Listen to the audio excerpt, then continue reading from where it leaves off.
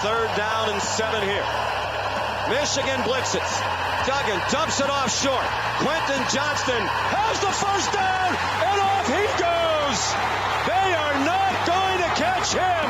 No flags. The magic continues for TCU.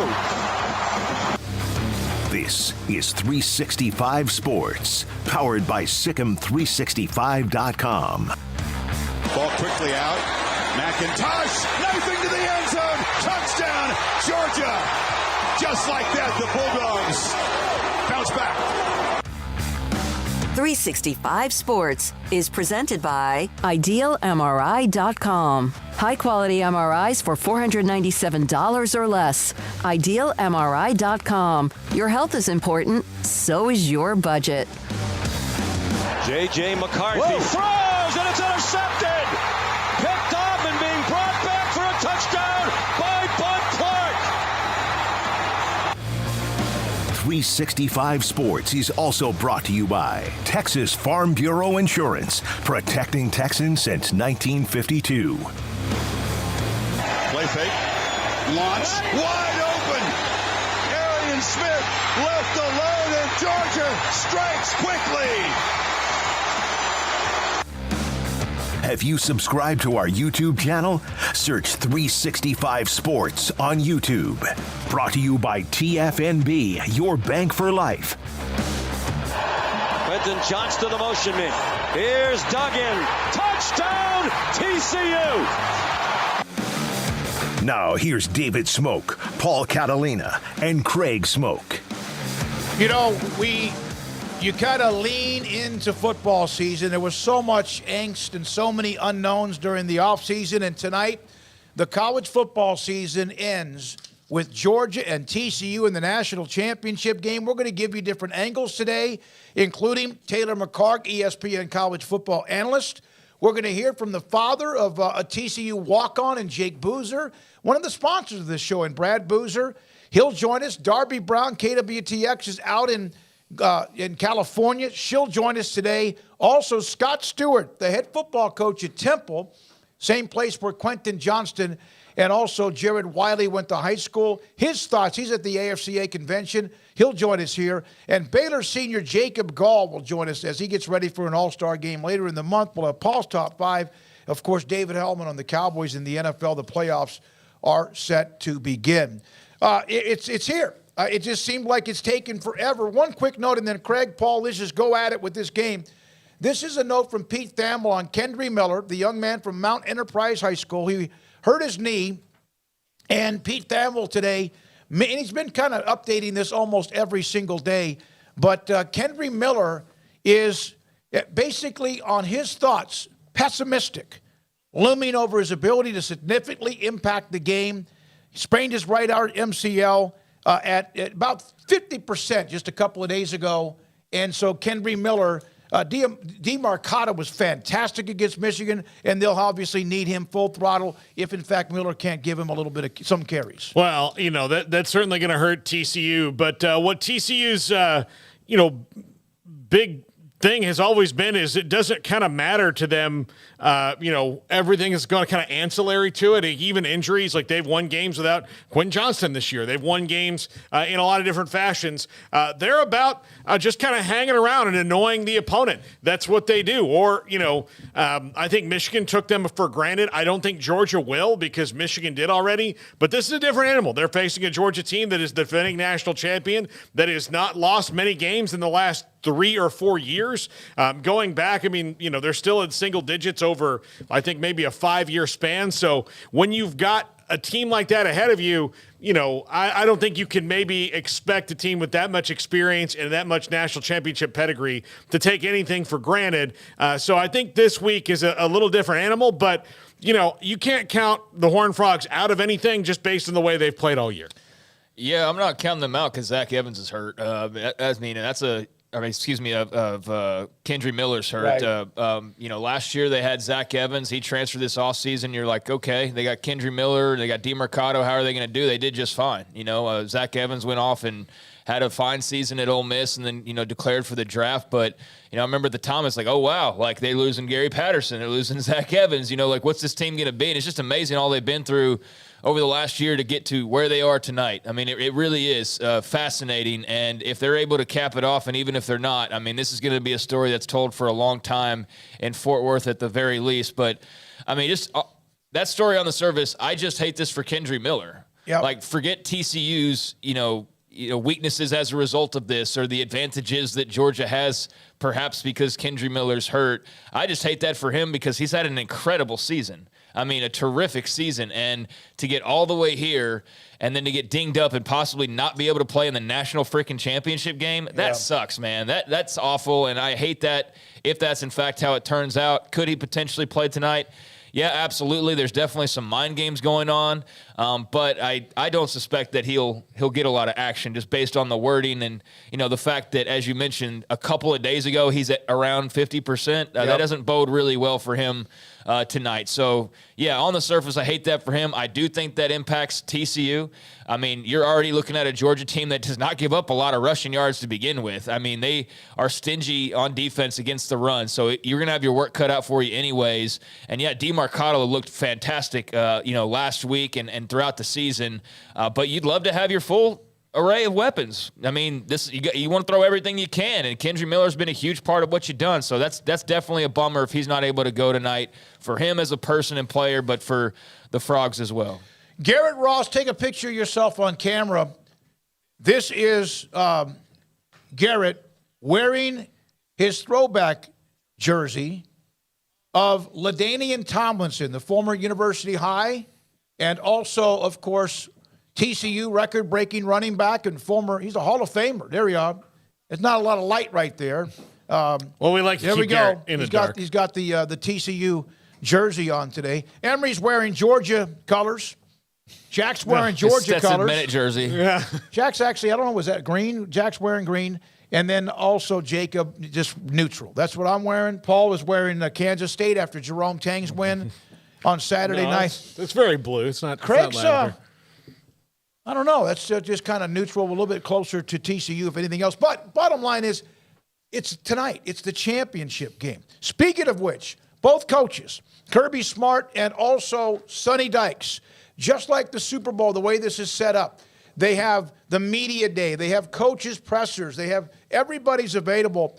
Kirby Smart on trying to, at Georgia, maintain a level of excellence and not just be pretty good and then back down. They're trying to be what Alabama has been for the last 10 or 12 years. A lot of hard work, standard, belief in the culture within it. It doesn't start when the season starts. It starts Tuesday when the season ends. And it just continues. I mean, I don't know that you can relax and just say, okay, we're going to be fine. You have to make it happen. And I think each and every year you have a different team. Obviously, recruiting plays a part of that because if you don't have good players, you got no chance. But a big part of that is the organization that I've been given the ability to hire at the University of Georgia. They are second to none at my administration of supporting us, bringing in analysts, bringing in coaches, having nice facilities. I mean, you need those things to be successful and sustain. But at the end of the day, you better have buy-in with your players. And I think the older I've gotten, the more I acknowledge the relationship with the player matters much more than maybe the play you call. than maybe the practice habit you create or anything else. It's will those players play hard for each other, and do they believe in their coaching staff, that their coaching staff cares for them, and that allows you to sustain. That's Kirby Smart of Georgia. Here's a note from Nick Baumgartner. He's a college football and NFL writer. It's a note about the other one. There you go. Halloween 1997, first time that Kirby Smart saw the air raid. He was on the field playing for Georgia against Kentucky as a safety. He picked off 2 passes that night. Sonny Dykes was Mike Leach's GA that day. Georgia and, of course, TCU playing for all the marbles tonight. How about that nugget from Nick Baumgartner going back to when Kirby was facing the air raid against Kentucky when he played at Georgia? That's a pretty good note, without any doubt. I wouldn't call what TCU does the air raid, though, necessarily. I mean, it's the Lincoln Riley. It's Lincoln Garrett Riley's version of it. It's not the Mike Leach version of it. It's more of a hybrid. It's a spread, that's for sure. But I wouldn't necessarily call it I guess it's in the tree, but it's different.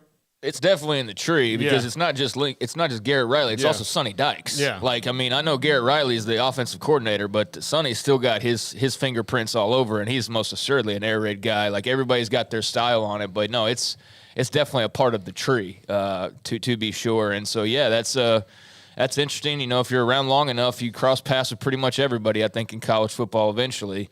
But to circle all the way back here, 20-plus years later, almost 25, is pretty remarkable, and been cool if you could go back in time and tap young Kirby Smart on the shoulder and tell him after his 2 interceptions that he'd one day be coaching against one of those guys on the sideline calling that offense that he just picked off twice, playing for all the marbles. I'm sure he and Sonny Dykes would have just, thought you were out of your mind, but here we are, and tonight they'll go at it at SoFi. But I think that's the part of the chess match that a lot of people are intrigued by is, if you're looking at like what could determine the game, TCU's defense versus Stetson Bennett and that Georgia offense, but like what's the best against the best? It's that TCU offense against that Georgia defense, and I think that's what we're all very curious to see of, Can they stop the explosive plays, or can TCU still hit those explosive plays like they've been known to do and like they did in their outing against Michigan? And that will obviously play a huge role in who's raising that trophy later tonight. You know what I saw when Ohio State played against Georgia? I saw a shootout. Georgia can win either way. They've proven that. It doesn't have to be 34-16 or whatever. TCU, of course, remember that low-scoring game in Austin to beat Texas. And they can win the shootouts too. But what I saw was C.J. Stroud being pretty damn comfortable throwing the ball against Georgia. Every guy's running free. And then, of course, when he couldn't, I saw C.J. Stroud running for a lot of yards, which is not really something that's in his DNA, which it is in Max Duggan's DNA. Yeah, I do think that C.J. Stroud got mad about hearing the scouting report about him that he couldn't run. It's just that, when you have, wide receivers that, like, pop up like the mushrooms in Mario, it's just all over the place. It's coming.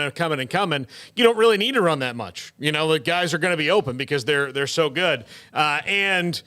So I think that was part of it, but also Duggan's a better or more accomplished runner for sure than C.J. Stroud, and that's very much part of the game. As a matter of fact, I would be hard-pressed to guess what gets TCU out of trouble more than Max Duggan scrambling, especially late in the year. That's kind of been their thing when they've been kind of up against it. Max Duggan makes a couple big scrambles, and guess what happens? Yep. Everything turns around for TCU.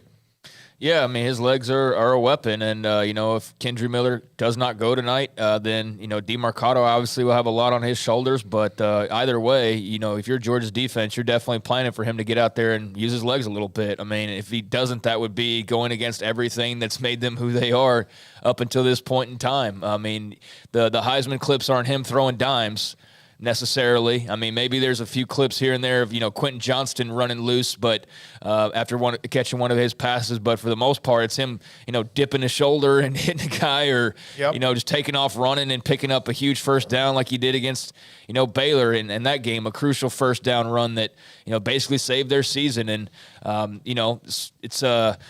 it's a really great story. I mean, this TCU run as a whole, and Georgia's is too. It's just not surprising. I saw a little clip of Stetson Bennett talking about, basically trying to act like, they didn't listen to the haters, and here they are. It's like, who was hating on Georgia? Like, seriously, dude. Like, please write me the list of people who are hating on Georgia, or better yet, who didn't believe in Georgia. I don't think that list exists. I don't think that person exists, especially if you rule out trolls. So, I know they've got to have that chip on their shoulder and manufacture that when it's not really there to give them that edge. But Max Duggan truly has played with that authentically all year long, and TCU has as well. And so I do think that they're coming from a bit of a different angle, and he's the poster boy for it. I mean, other guys are just as good of representatives, like a Travius Hodges-Tomlinson. He's too small. He's not going to be able to play. Here he is, Thorpe Award winner, starting corner. He's going to have a huge role tonight. And you can go down the line, but Max Duggan's been sensational with his feet, and if you're Georgia, you're going to have to make him feel it when you get the opportunity, and when you can, if you can, without obviously drawing any major penalties as a result, because you do have to be careful hitting the QBs these days. John on a super chat. John, thank you, sir. $9.99. Sonny Dykes said TCU is setting a new standard, expects TCU to be these types of teams. Surprised y'all talked about Coach Smart said what Dykes said. John, we just started the show. Yeah. We have a guest today, whose father is a father of a player, the coach of two of the players. We're going to hear from Sonny Dykes in a moment. We have had numerous TCU players, more TCU players on this show this season than we've had Baylor or any other school. So just kind of calm down, man. Enjoy the moment. Yeah, just wait a second. Yeah. Equal time. Here's a quote, by the way, on TCU quarterback Max Duggan and his recruiting, which was interesting, which I peeled off this weekend for today's show. Duggan, also a rare quarterback to stay put in college. The top 50 quarterbacks of the class of 2019, based on 247, 45 of the top 50 quarterbacks in that class have been in the transfer portal. Yeah, and I think that's a trend it might get lesser over the years than that as NIL comes and you might stay and keep some money. But, I don't think that's a surprising statistic because of how things have gone. And if you're not starting by year two, a lot of guys are just going to leave, especially at quarterback, where it's not like you can be the second defensive end or cornerback or wide receiver or running back. You're going to go and try to strike while the iron is at least perceivably hot to you, even though you may not be ready to start somewhere else either. I will say this. Craig mentioned Georgia trying to create a chip on their shoulder. Like, what does Kirby Smart say to them? Like, did you hear what they're saying about you? They're saying you're slightly different than last year's team. Yeah. Different, they're saying that you missed one guy. What do you say? Like, some of that, is false bravado. I think it was Brian Regan, the comedian, has a great bit about the doubters out there. Like, who doubted you? Who doubts LeBron James? Like, nobody, when it comes down to it. Yeah. Yeah. I mean, Georgia as a team, Stetson Bennett's talking specifically about himself. That's a different conversation because he's got plenty of doubters. But yeah, Georgia as a team does not have, the we didn't believe in you or any of that. Bennett, on the other hand, that's another great story. I mean, he is a guy who can use that as a chip on his shoulder, the fact that many people didn't believe he'd be in this position or could be leading the charge like he is towards, back-to-back national titles potentially. So I can see it from his point of view. But, yeah, the whole Georgia's being disrespected or whatever card, that's non-existent or not real life. TCU, on the other hand, I do think can motivate themselves with that. But, I mean, at this point, you just got to show up and play ball. You're weeks and weeks and weeks into the season at this point, months into it. You got one more to go. Forget the disrespect. Nobody's going to be disrespecting you after tonight, if you go win this game. So whatever it is you need to fuel and motivate you, it certainly worked for TCU. It certainly worked for Stetson Bennett. I can't wait to see this game. I know we got plenty more to talk about it, but it's fascinating from a lot of different angles, this matchup. Yeah, so there's the quote I saw that from an article. It was a great article about Max Duggan and in The Athletic about his recruitment and how many teams came after him. And he wasn't all that interested in staying around home in the state of Iowa, even though Campbell made a run and obviously Iowa was involved among others in that area. And he ended up, in fact, I think he even actually visited Georgia along the way. Now, Sonny Dykes, what a year it's been. all of everything they've done since last year's team, the disappointment, the transition. Sonny Dykes takes over. He brings, of course, numerous people with him. Also, they brought in transfers, new strength and conditioning coach in Kaz Kazadi, and just change everything up. And it's been a really damn good season, but it's also been one, not that there hasn't been stress and adversity and they haven't had that resiliency. Sure they have, but it's been one kind of free of drama. Sonny Dykes and all the extra work. Well, I'll start. I mean, it's obviously been a big thing for us. Again, we've had, lots of practice opportunities. We've had, an additional 15 leading into the semifinal game that our players haven't had in the past. So you think about it, if you're a senior team and, if you're a senior player and you've been in a program that has consistently been the bowl games, and particularly New Year's Day bowl games or bowl games that occur later during the bowl game cycle, you look up and you go, okay, it's 15 practices for 4 years. That's 60 practices, okay? Well, that's 4 years of an additional spring training. And that's a big deal. That's a really big deal. And that goes back to what I talked about earlier in our program. We have 4 guys leading into this year that have participated in a bowl game. And so, we're a little behind in terms of our development and trying to catch up to some of the folks in front of us because we just haven't had that many practice opportunities. So what we've had to do is maximize them, and again, to our players' credit, they show up every day with a willingness to go to work, and it makes a difference. And we tried to sit down and say, okay, look, we were fortunate enough to get in the Big 12 championship game, which was an extra 5 practices. We're fortunate enough to get in the college football playoff, which is an extra 15 practices. We're fortunate enough to get into the national championship game now, which is an extra 5 practices. All those things add up. And so we sat down and we said, okay, what do we want to accomplish by this? Number one, win the last game. That was our goal. And number 2, develop our team, and including our young players. And so it's been a great opportunity for some of our young players that have been on scout team that haven't had a chance really to get developed that much, to get developed. And so we go back and we check our work all the time. We have objectives that we want to accomplish, and then we go back and say, are we really doing this? Are we really giving those young guys an opportunity to shine and develop and compete and become the kind of players we want them to become? And we're making sure that that's the case. And so far, I think that's happened. And I can't help but carry over, I think. We'll find out. So Sonny Dykes, no doubt the coach of the year, the Eddie Robinson College Football Coach of the Year, had done a nice job at SMU. He, of course, was at Cal. He's been around. This is not his first rodeo, but this is his best rodeo. And he has touched all the buttons. He's a laid-back guy, and yet if you see him on the sideline, when he wants to fight for his team, whether it's with official or something else, he can go he's got it.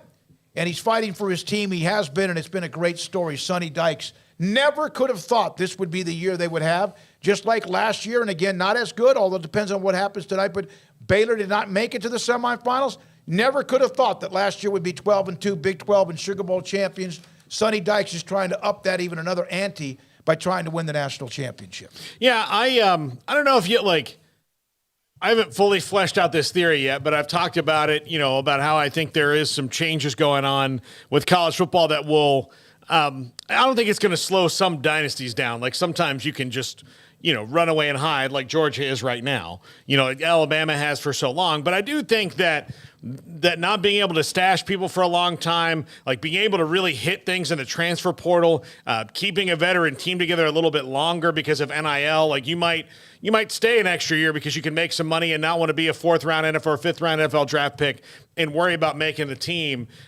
So you can do that. So there's a little bit more opportunity for college football. So I do think you'll see more stories like Baylor from 2-7 in the COVID year to winning the Sugar Bowl and the Big 12 title and all that, to to maybe not always like TCU, who's had everything kind of bounce their way, but I do think that you will see teams be able to turn around quicker than, having to like slowly like build bricks over time into the building, because I think that there's a lot more mechanisms in place that allow you to do that. Yeah, it's comparable to Baylor's like quick jump from 2-7 to 12-2, but it's far beyond what they did last year. I mean, it's not even close that they're shooting way past whatever Baylor did last year. And whether or not they can keep it this way, not necessarily making the playoff every year, although with expansion, like, what are the expectations going to be? Like, if Georgia misses an expanded playoff, that's going to be a big deal. Like, Alabama missing a 4-teamer was a big deal. Imagine missing a 12-team playoff spot. That's going to be, massive. So we're probably going to see a lot of the same schools year in and year out. And whether or not TCU can be one of those schools that's in there regularly and be, the Texas school or the Big 12 school that's a regular representative, remains to be seen. He inherited a lot of great talent. Like a lot of good talent. He was able to bring a strength and conditioning coordinator over that, for example, if Baylor had hired him a few years ago, he would not have been able to do that. He would not have had Kaz Kazadi because Kaz was at Baylor previously. And so that wouldn't have been possible. So he was able to have Kaz come with him, and then fill in the holes, with a great defensive coordinator hire, some great recruiting evaluators and, behind the scenes folks and some great staffers and obviously some big time gets out of the portal. And then, quite frankly, a lot of luck, a lot of fortune, and, a quarterback who wasn't even the guy that you named and picked to be the starter who had a Heisman Trophy finalist type of run. So, I mean, yeah, a lot was fortunate. A lot was just well done, and a little bit of it was luck. I think you got to kind of have some of that to get to this point. We talk about Baylor and all the close games they won last year and how they were on the other side of the coin this year. Well, that could very well be TCU next season. I mean, it very well could, because they could have lost about 4 or 5 games this year. Texas Tech, Baylor, last weekend, for example. And so, we'll see. But I do think because of the portal, because of where they're located, because of the fact that they're kind of a cool brand, especially at this moment with, Hypno-Toad and flashy uniforms and all of that, I think they've really, found something pretty special. And whether they can hold on to that ball and run with it, beyond this year, I think that they can. But, that remains to be seen. But, shoot, you win a national championship tonight, and, I mean, the sky is the absolute freaking limit. And Sonny Dykes would be a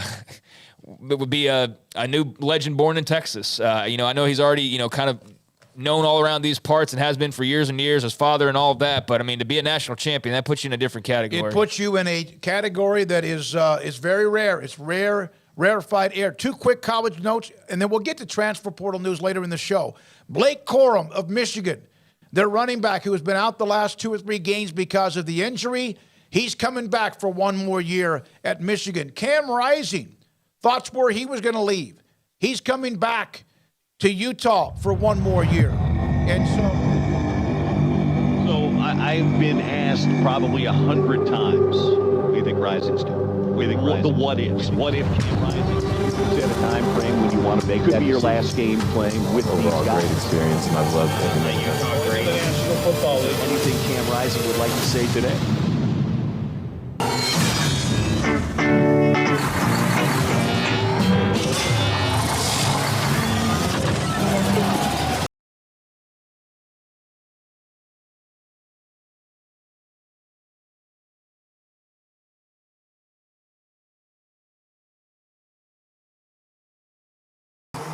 All right, good for them. Good for Cam Rising. He's back for another year. We'll get into a little bit later on. The quarterback room in the Pac-12 is stacked next year. All that and more, but our first guest, he coached Quentin Johnston. He coached Jared Wiley at Temple High School.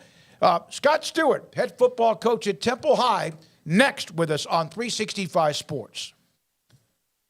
Richard Carr, Buick GMC Cadillac, they are the people that you can count on for a great deal, for great customer service, and for the life of your vehicle as well. I didn't buy my car from Richard Carr originally, but that hasn't stopped me from going over there and getting great customer service. And right now, the Texas size selection is back, so if you're one of those that's interested in heading on over to Richard Carr because of the fact that you need a vehicle, well, the Texas size selection's back. They got over 150 vehicles on their lot right now, ready to drive home today. That includes dozens of Sierra trucks on the lot for qualified buyers. You can get 2.9% financing on the 2023 GMC Sierras. Qualified buyers can also get 3.9% financing on GMC Terrain SUVs or the entire lineup of Buick SUVs in stock. And when it comes to the Sierra, there is not a better truck on the road.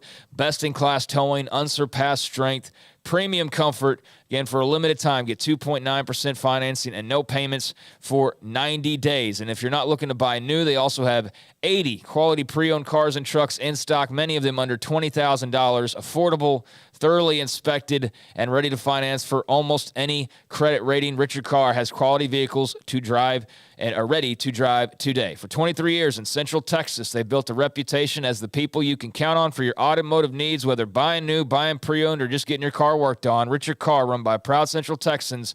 Log on to richardcarr.com today. Call now or go see them now off Highway 6 at the Imperial exit. Pizza, burgers, and Bears football. There's no place around Waco that serves them all other than Bubba's 33. Come show your green and gold and enjoy some of Waco's best food and beverages while watching your favorite team, the Bears. When real Bears fans get hungry, Bubba's 33 is the #1 spot for ice-cold drinks, hand-stretched, stone-baked pizzas, and bacon-infused burgers. Join us for indoor or patio dining. Bubba's 33, Waco's restaurant and proud supporter of Baylor Bears football. Sick 'em, Bears.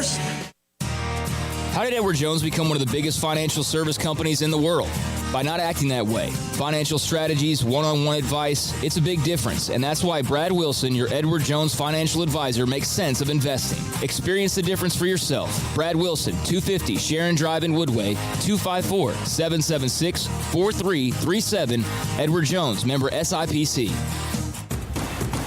Hey, this is Bryce Petty, former starting quarterback and two-time Big 12 champion, and I know firsthand the importance of being in top shape both on and off the field. So listen up, men. If you're feeling beat down day in and day out and looking for that high-performance edge that separates the men from the boys, then look no further than the Petty Clinic Low T in Waco. Petty Clinic is a comprehensive men's healthcare clinic with an atmosphere catering to men. Board-certified Dr. Kent Petty has a special interest in offering the highest quality medical care to men of all ages. Some of the services offered include screening and treatment for low testosterone or thyroid, infertility, high blood pressure, diabetes, high cholesterol, sleep apnea, while offering comprehensive wellness exams and complete men's health lab panels. High performance men, remember, it's not just a Petty thing. This is Bryce Petty, encouraging you to reach out and Google search Petty Clinic Low T or go to pettycliniclowt.com and get your complimentary lab screening today.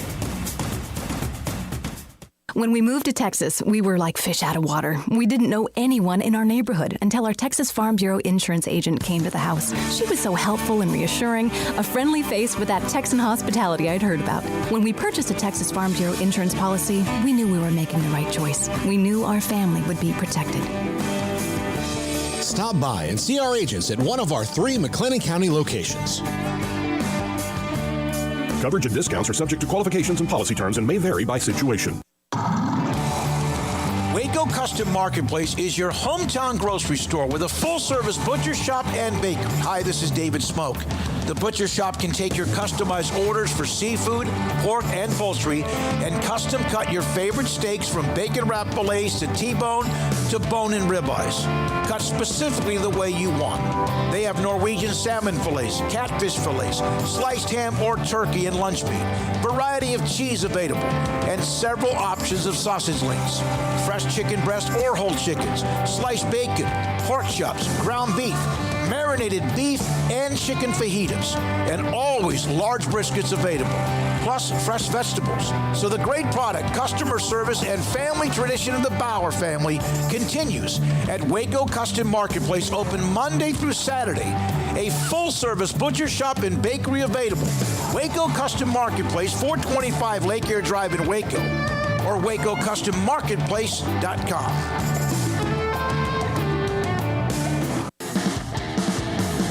This is 365 Sports. The 3 o'clock hour is sponsored by Waco Custom Marketplace. Meats, sweets, Texas treats, and a cut above the rest. 425 Lake Air Drive, Waco. He is at the AFCA convention, I think in Charlotte. Temple High football coach Scott Stewart joins Catalina, Craig Smoak, and I'm David Smoak on 365 Sports. And a day in which 2 former Temple Wildcats will be a part of the national championship game, and boy, are they. Jared Wiley, the tight end, wide receiver, Quentin Johnston. Scott, thanks for your time. Hope you're enjoying the convention. How proud are you right now of what you have with 2 men who have made big differences for TCU? Man, I can't. First of all, appreciate you guys. Thanks for having me on. But, man, those kids, and again, it's a sense of pride. And I here's what I did. Here's the realization. Here's the reality of my life. I was a way better coach when I had those guys running around in blue front white back pants. No doubt. They're such great kids. I mean, I've always said, culture to me is defined by, positive culture. If you're most talented personnel, whether that be a football team, that to me that's a good business model. But when you're most gifted personnel, your hardest workers, then everything just seems to fall into place. And those 2 young men were as hard workers as I've ever coached. And I've coached some before and since, but I mean, to see those guys succeed on that level and to know what their true character is and spend 4 years with them and know that's the fruits of their labor, man. I'm just so proud of those guys. Coach, Quentin and Jared both kind of the same thing. Jared was a quarterback who became a tight end. Of course, he's a gigantic person anyway, so probably not as hard as for smaller guys, but still you have to change everything you know about what you've played your whole life and learn to block and all these different things. And Quentin was a guy in high school who, most guys his size and speed don't have to rely on things like learning to run routes or, the nuances, because in high school, like, okay, well, this DB's 5'9". If the quarterback gets it up to me, I'm going to catch it. But the development of both of them over the years kind of is a testament to their work ethic, because they could have just sat on their athleticism and done nothing. Could have. And unfortunately, I've coached guys like that. I'm sure we've all seen, read, whatever. They absolutely could have. I mean, I don't remember. I always see Jared. I think he took one butt chewing in the 4 years that I coached him, and I don't ever remember even raising my voice to Quentin, because, again, all I'm going to ask is for great attitude and great effort, and I got nothing but that. And the only time that I remember, and he agrees, he don't remember another one, that Jared got one is because, Jared got one is because we're playing Belton in triple overtime, and I'm like, hey, throw it to the 7-foot high jumper, right? And he said, Coach, the safety kicked over the top. I said, I don't care if the Pope himself kicks over the top. Throw it to the freaking D1 athlete. And he did. We scored and we won. So we still tease about that. But, no, I mean, they were a joy to coach. You didn't have to worry about them in the weight room. They were never a grade problem. There was never any negative connotation. They weren't cutting up in the streets. They're acting foolish. I mean, and it's really, really heartwarming and really, really good just to have those kids be on this stage. Coach, I know they had a bit of different journeys, with Jared transferring eventually and landing in this spot, but let's start with Quentin here. When did he first get on your radar, and when did that start to become something that you're like, okay, we've got something pretty special in this young man? And can you also speak to just, the opportunities he's talked about at this offseason with the transfer portal being the bonanza that it is? Some schools came after him. He decided to stay loyal and stick with TCU, and we see the spot he's in now where if he had been named the Blitnikoff Award winner, I don't think anybody would have batted an eye. And it probably, would have been deserving of that. But can you just speak to when you first saw Quentin get on your radar and just the loyalty that he had and ended up in this position? So, in Temple, one horse town, we've got 3 middle schools that feed us. So I knew about him in middle school. He was kind of a tall, skinny kid. I'm not going to put freshman. He was an athletic kid as a freshman, but was just skinny as a rail. He's a big time basketball player. He was a kid, he was a freshman when we made that 16 run. And so we talked to him and his folks about, making the ride with us, because we knew I didn't know he'd take that big a part as a sophomore, but we knew he'd take a part as a sophomore. And, so they didn't want to do that. They wanted to get him into basketball. He didn't want to kind of stand around, and his dad, they're both the same guy. I mean, the reason Quentin is the way he is because of his parents. But he's about business. If it's football, he's all in on football. If it's basketball, he's all in on basketball. If it's track, and so as a sophomore, he was okay. We called him in after his sophomore year, and I said, Bud, I know you don't shy away from it at all, but you've got a big frame. You're going to have to hit the weight room harder. He was a basketball kid. He was playing on sports. So that little joker as a sophomore started coming in the mornings. He would find some time in the afternoons, and he went as a sophomore, was probably 6 foot, 6'1" and about 150 pounds, and as a junior he was about 6'2" and a half and about 185, and as a senior he was 6'4", 195. And when that weight room kicked in, that's when he became a different creature, and the confidence grew. Obviously, the jumping ability some of that's natural, but some of that's been developed too.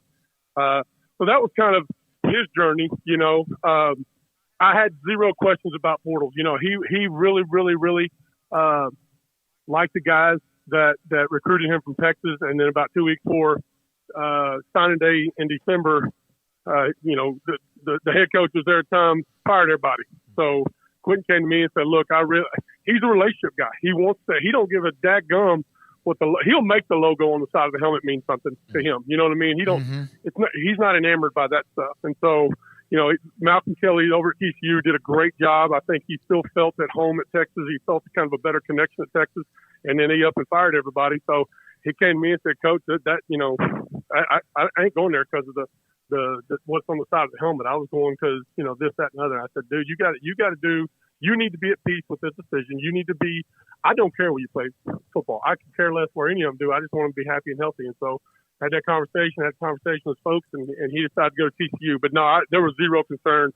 And I'm not saying the transfer pool is bad. I'm just saying he ain't going to do the I could go increase my stock somewhere else. He's going to increase his stock because of him, and he knows that, and that's what he believes in. And so Jared was a little different story. At Texas, they weren't using the tight end like he felt like they told him they were going to use it. So he wanted to go somewhere and just play the game. And he wanted to be more of a tool, and that's what they're doing with him there. So different journey, but almost the same kid. He's caught more passes this year with TCU than he caught combined in 3 years at Texas. So that says something. Of course, he didn't play all the time at UT. Because he's a quarterback, does that help him in any way when it comes to learning what he had to do with TCU? Well, I'll tell you this. He had to know because he played tight end for us. That's when we had TJ Rumfield. As a junior, he was our tight end. And so he played and practiced tight end. Now, I'm going to tell you, you want to talk about wearing a kid out mentally. I mean, and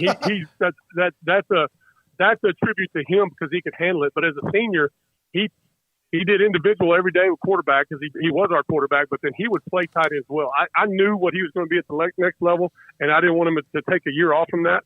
So he would practice some tight end. He would get in those blocking drills and stuff like that. So, I mean, he pulled double duty as a senior and as a junior because as a junior he was our tight end, but he also was our backup quarterback. And he was probably good enough to be our starting quarterback. It's just he could play any position on the field. The other one couldn't. Hey, Scott, enjoy the AFCA. I know it's a heck of a deal. Tonight, TCU and obviously Georgia. Craig, one more for Coach Stewart. And then we move on to another guest talking about the championship game. Yeah, Coach, just what are the butterflies like on your end ahead of tonight? Well, I woke up this morning. I was like, gosh dang, it almost feels like game day. Because, I mean, there's an emotional connection. I mean, I spent 4 years.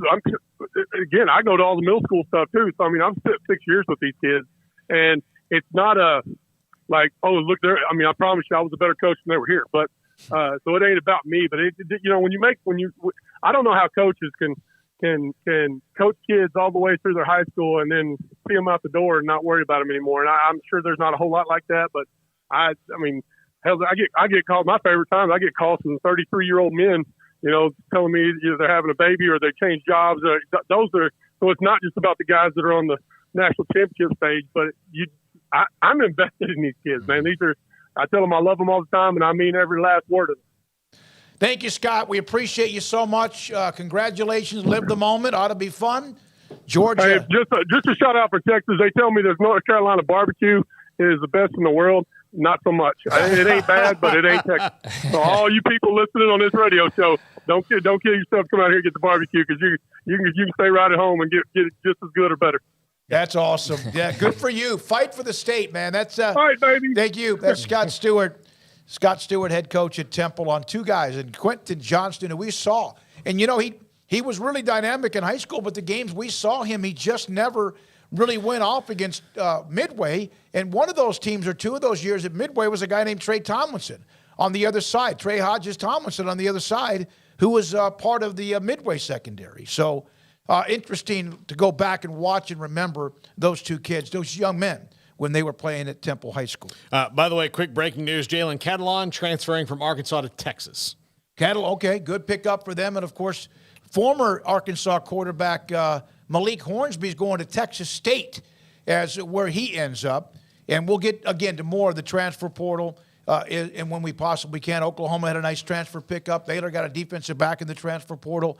Not done. I'm going to have the list of the College Football Hall of Fame class of 2023. A lot of them. I'll give you Derek Johnson, former Texas linebacker. Michael Bishop, former Kansas State quarterback. We've had him on the show, and also Derek as well. We'll have all those names for you here as we go throughout the day, championship day. And now the opinion of Taylor McHargue from ESPN. He's next on 365 Sports. Allen Samuels, Dodge Chrysler Jeep Ram Fiat. They have some new, and they're really good at getting these out. They have some new discounts, incentives, so to speak. And in fact, here's one of them. The 2.9% for 72 months with incredible savings. 2022 Ram 1500 crew cabs, all trim levels, Lone Stars, Laramies, and top-of-the-line Lone Star coat trucks as far as available at Allen Samuels Dodge Chrysler Jeep Ram Fiat. Also, when it looks at what you have when it comes to Jeep, Allen Samuels with great offers when it comes to Jeep with values for this month.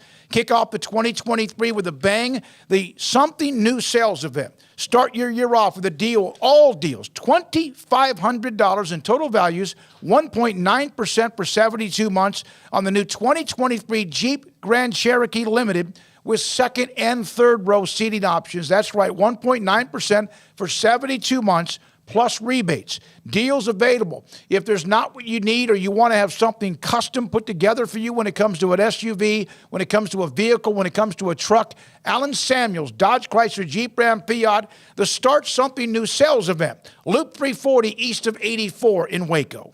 From the first workout to the last practice, sports is an incredible challenge.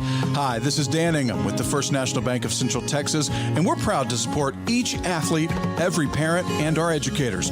From families, small businesses, to the biggest industry, we're here to help. With remarkable products like First Free Checking, we've got banking ideas that fuel big dreams. The First National Bank of Central Texas. Familiar faces making local decisions. Member FDIC, Equal Housing Lender. At Ideal MRI, we feel blessed to be a part of the Waco community. We're a small family business right here in Central Texas, and our goal is to bring down the cost of healthcare while maintaining high quality. At times like this, the cost of healthcare has never been more important, and unfortunately, significant illnesses and injuries still occur. That's why Ideal MRI is open and here to serve you through the difficult time. We offer premium MRIs just like a hospital with state-of-the-art technology and specialists, but you'll pay less. Sometimes thousands of dollars less, whether you're using insurance or not. At Ideal MRI, we accept most insurance and there are no hidden costs. Even offering financing if that's needed, everything included in the price, and you'll not get something as a surprise in the mail later on. If you need an MRI, ask your doctor about Ideal MRI. They'll know. You can schedule an appointment safely from home online in minutes at idealmri.com or give us a call, 833-IDEAL-MRI, idealmri.com. In the market for a quality metal building? Since 1943, Pioneer Steel & Pipe has helped Central Texas residential and commercial customers with metal building design, panel options, building components, and trim options. Pioneer Steel & Pipe's residential line is energy efficient, offers low maintenance, reduces insurance payments, is impact resistant, and carries up to a 45-year limited warranty. In addition, they can also help you find a metal building contractor for your project. Pioneer Steel & Pipe with locations in Waco and Bryan and at pioneersboys.com.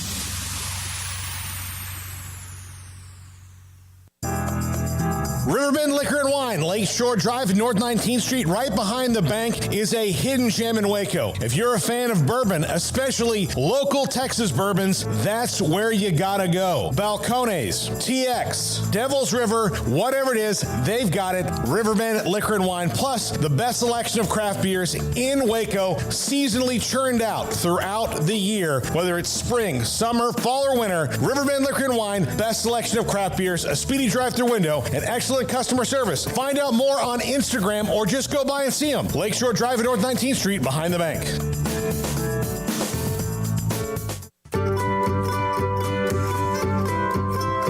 want to know why Stonewood Dental is so successful? Listen to what happy customers have to say. It's pleasant. It's different than any other dentist office. I really feel like they care. And it's not that you're here for 2 hours waiting on someone to take care of you. It's quick and easy, and I bring my kids, and my kids love being here too. They really love the treasure box. Staff is really nice and accommodating, real friendly. You feel more like home. It's not sterile looking. Everybody has their own personalized rooms with decorations and decor, and they'll even have a blanket for you when it's cold. I've recommended people to actually come here, and they are patients now. I really love it here.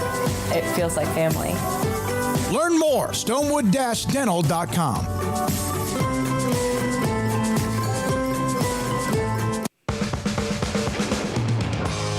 This is 365 Sports. Text us at 254-339-1122. The Sikkim 365 radio text line is sponsored by Riverbend Liquor and Wine, with the most extensive variety of craft beer in Waco. A hidden gem on Lakeshore Drive and 19th Street.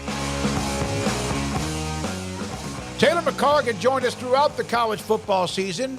Analyst for ESPN, color analyst for ESPN, and tonight's the national championship game. Nice enough to join us today on this day of the national title. Taylor, you want to give us kind of your the keys to, besides the things of turnovers, et cetera, but anything in particular with Georgia TCU? Yeah, well, I mean, the first thing, just as a fan of the sport, I can't remember being this excited for a national championship, because I think it's refreshing just to have some different faces in there. I mean, I get on the other side, you've got Georgia, but what a story it's been for TCU. And truly, like in the modern college football, I feel like this really is modern day David and Goliath. You said it. I mean, I could give you the cliches on, ball control and turnovers and stuff like that. I think for TCU, it's real simple to have a chance in this game. They've got to figure out a way to steal a possession or two in both halves of this game, because if they line up and play their 1v1 and both teams don't turn the ball over, Georgia's going to win this game. So expect to see something from TCU where they'll know that. And I don't know if that's in the special teams game or extending drives going forward on fourth down when they might. Usually they wouldn't in certain situations, but TCU has to keep their offense on the field, limit possessions on the other side for Stetson Bennett. And the other piece that I would pay attention to, Stetson Bennett went crazy in the second half, specifically the fourth quarter against Ohio State, but he really didn't play that well in the first half. And you heard it in Kirby Smart's comments after the game. I mean, he really charged up his quarterback, saying he's got to play better. So I'm interested to see, how does Stetson Bennett look right out of the gate? Does he have a better first half?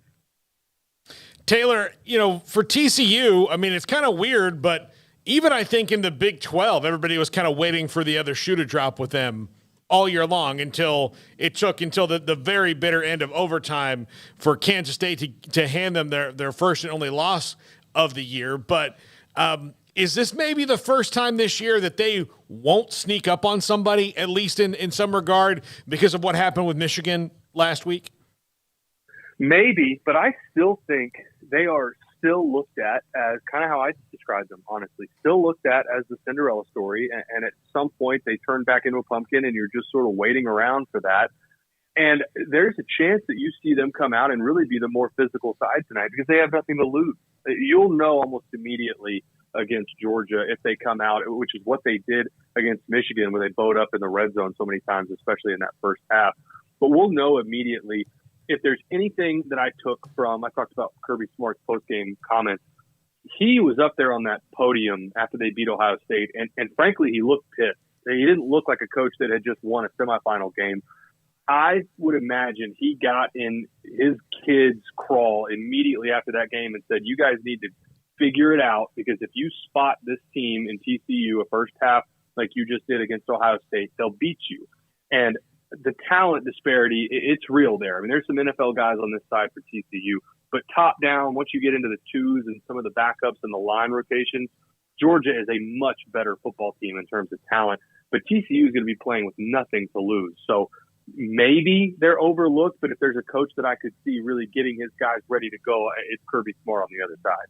Taylor, how much of a loss would Kendry Miller be if he's not able to go tonight? Obviously, the reports don't seem all that positive. We're not going to see him full force, obviously. There could be some mind games going on, but we could very well not see him at all. If he can't go or he's not even close to 100%, how do you like DeMarcado in that spot?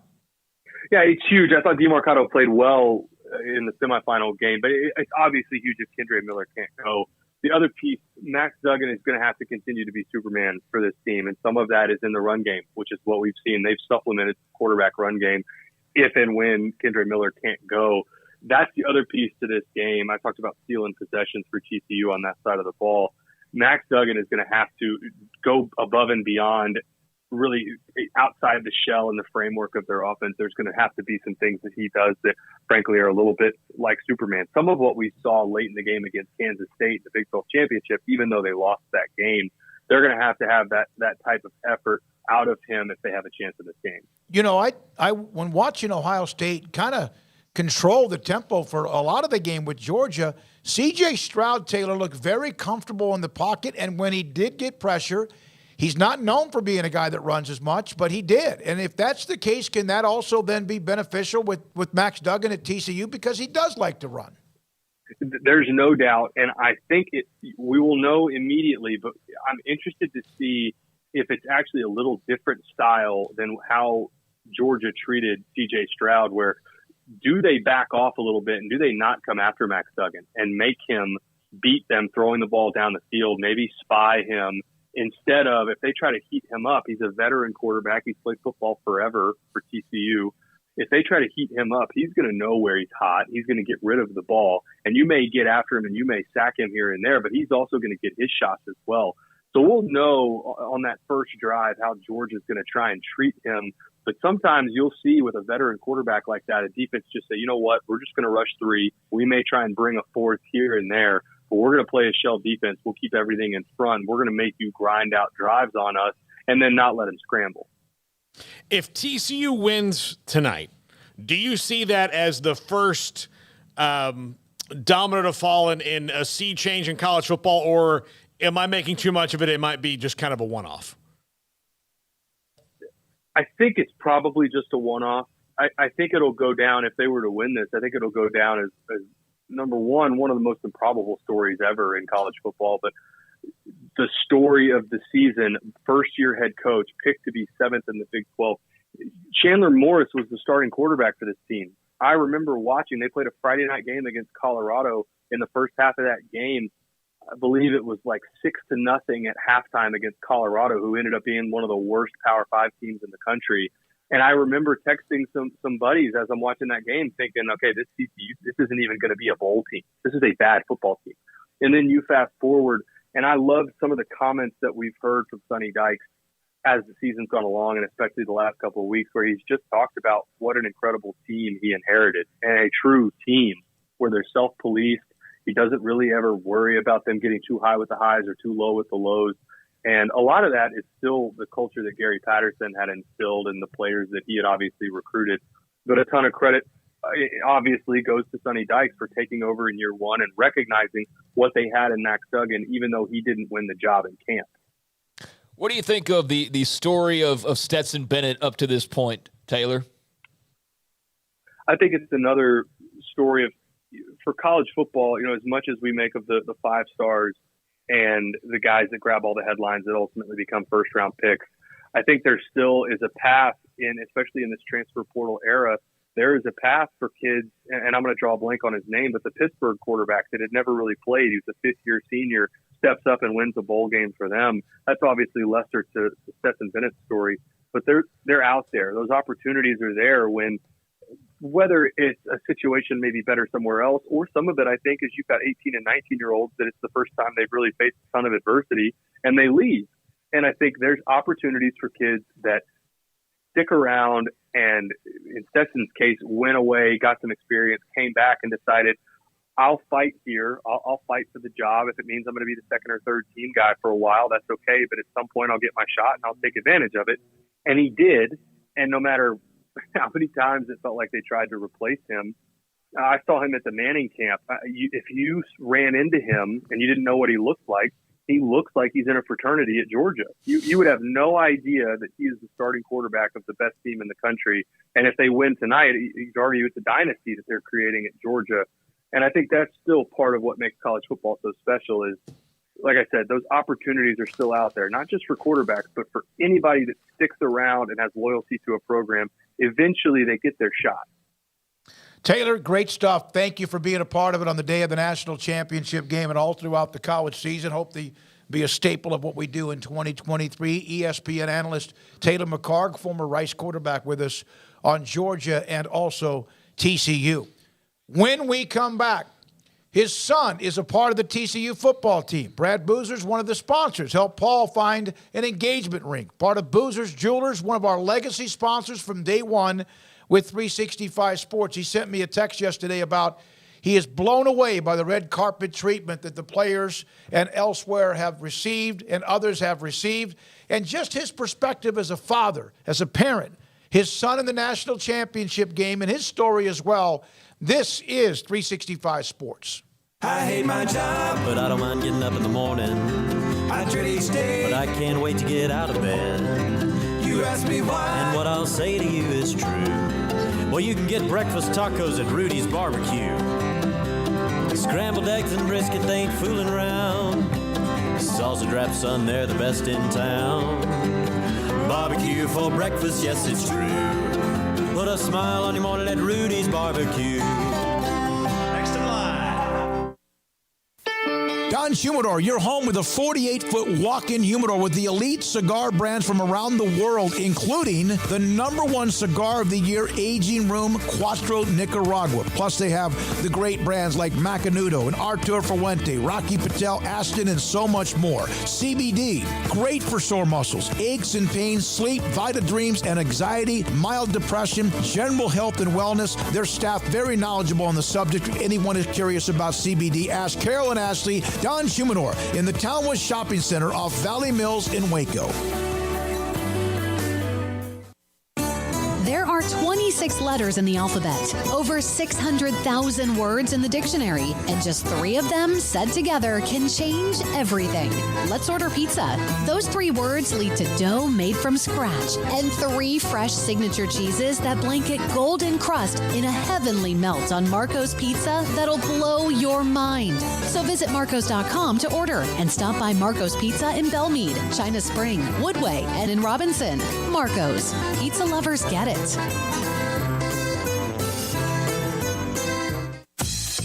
Baylor Scott & White, Southwest Sports Medicine and Orthopedics, the team physicians for Baylor Athletics, diagnosing and treating all sports-related injuries, including concussions. These specialists also provide orthopedic services for athletes and non-athletes alike, whether it's knee or shoulder pain, hand or wrist injuries, orthopedic spine care, and even an arthritis and total joint clinic. Trust the doctors Baylor Athletics trusts. Baylor Scott & White, Southwest Sports Medicine and Orthopedics wants to get you back in the game. Let Camille Johnson Realtors guide you seamlessly through the process of buying your dream home or selling your current one. Commercial, farm and ranch, or residential, Camille Johnson Realtors can smoothly and successfully lead you through any transaction. With a team of 28 experienced agents who are excited about serving you, Camille Johnson Realtors services the entire greater Waco area. If you're in the market to buy or sell, contact Camille Johnson Realtors, 104 Midway Center in Woodway, or find them online at www.camillejohnson.com. Camille Johnson Realtors, elegant, charming, warm. Welcome home.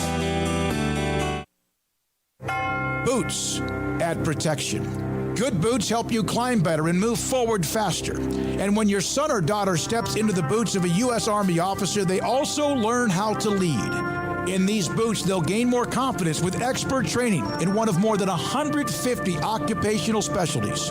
In these boots, they'll stand a little taller and lead a team with diverse backgrounds and areas of expertise to successfully accomplish whatever challenge comes next.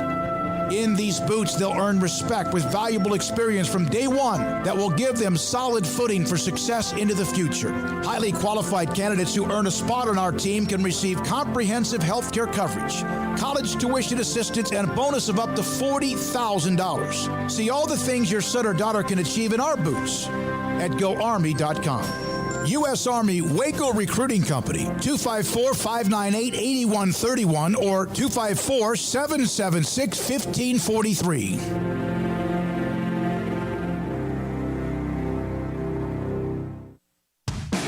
This is 365 Sports, powered by Sikkim365.com.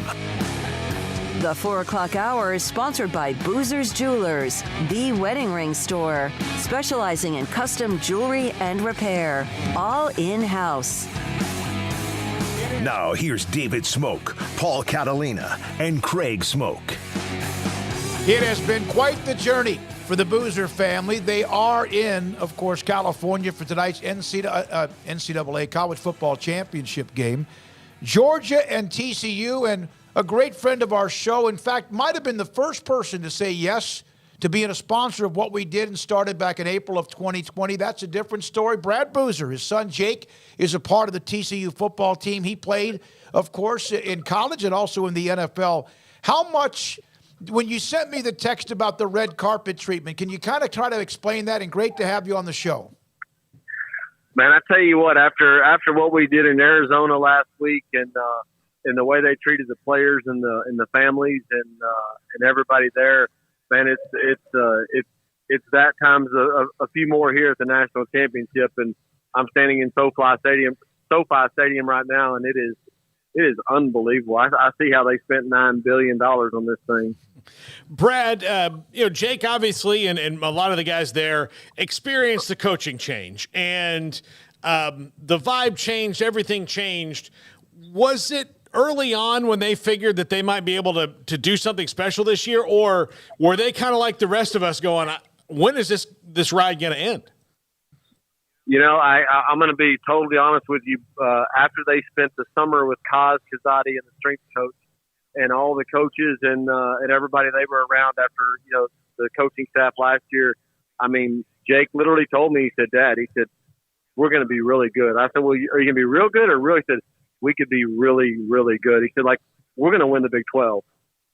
I said, y'all haven't even played a game yet. But, I mean, that was literally the feeling of him and all the other players that I got to meet and roommates. I mean, they have instilled a culture here at TCU that's literally second to none. And, I mean, a lot of it's due to Kaz Kazadi. Y'all remember him at Baylor back under Browse. And I'm telling you, they've got something special going here. Brad, what was that like to watch everything unfold last week? Obviously, that was an incredible game. There were plenty of people that didn't feel like TCU was going to stand much of a chance. Michigan would push them around up front, and quite the opposite happened. But just the dramatics, the flair, and what was on the line. Can you take us into your thoughts last week as they beat the Wolverines? I mean, that was the most draining, epic, up and down football game I've ever experienced in my life, playing or watching. And just even when we were up by 18 or 19 points at one time, they came back. And it was just, I mean, what a game. I mean, both games last week were probably the two best college football games back to back I've ever seen. I was going to ask you that question.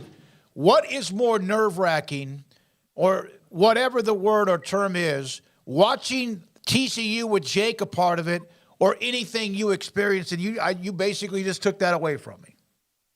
I mean, I tell you, watching them and these kids, and the season they've had the last couple of years. I mean, you got to remember, and I don't think a lot of people understand, this TCU football team is the exact same football team they've had for the last 2 years. It's the same personnel, with the exception of maybe one or two guys, and it just took the change of Sonny Dykes and Kaz and the culture and Gillespie's defense and what they're doing. I mean, it's truly turned it upside down. I mean, the coaches turned a team around with the exact same personnel and turned it into what it is. What is the vibe around Fort Worth changed for them, and like the way that people react to them on campus? I mean, as far as on campus, I mean, I saw a deal today that TCU's early enrollment is up 31% already for this incoming year of people that wanting to come to TCU. But even everybody around. I mean, everybody in Waco, all my friends, and no matter what school you're pulling for. I mean, I mean, how good is this for the Big 12? I mean, this is amazing for the Big 12. Brad, what is it about Sonny Dykes? I mean, can I ask you, you mentioned Kaz, the coordinators obviously play a big role as well. And you mentioned just the change, pretty much the same roster, but just different, mentality. What is it about him that seemed to put all the pieces together? I think it's just, relating to the kids and the way that they treat them, the way that they treat everybody equal, that it doesn't matter if you're 0-star or 5-star or 3-star. I mean, you're going to be there at 5:30 in the morning, and if you miss workout, you're doing this. I mean, there is no prima donna special treatment for any of the guys, which we've all seen in the past at every program. But I mean, they don't play. I mean, everybody is equal, and everybody does the same thing, and I think they've all bought into it. So I remember, even 3 or 4 years ago, maybe even when Jake was just entering Riker, and also, of course, you have your sons and others, where you were having workouts, maybe during COVID, right? In your garage when everything was shut down? We did. We had probably 12 or 15 kids that would come out to my house, and I would lead the workouts, and we would do it out there on our own, just away from everybody. So who's all there with you, the family, and also, I know you said you did Kevin Hoffman from Mart High School, is he out there too? He did. He's actually eating a hot dog right now, about 10 feet away from me, and and my son and wife and his girlfriend and Jerry's with Kevin, and so the 6 of us are here at the game. Brad, what is more unlikely? Because you've known me for a long time. Me, like I did in June, walking in and buying a ring from you, or TCU coming out of nowhere and winning a national championship? Or is it all part of the same, the world is upside down thing that happened? Well, I tell you, like I just told a guy a minute ago from Georgia when he didn't think I was for TCU because I've got a black Carter Boy shirt on. And I said, think about it. I said, we pretty much beat up on Michigan a little bit. Michigan beat up on Ohio State a lot. And the only reason y'all are here is because you got a kicker that shanked his field goal and pulled it wide left.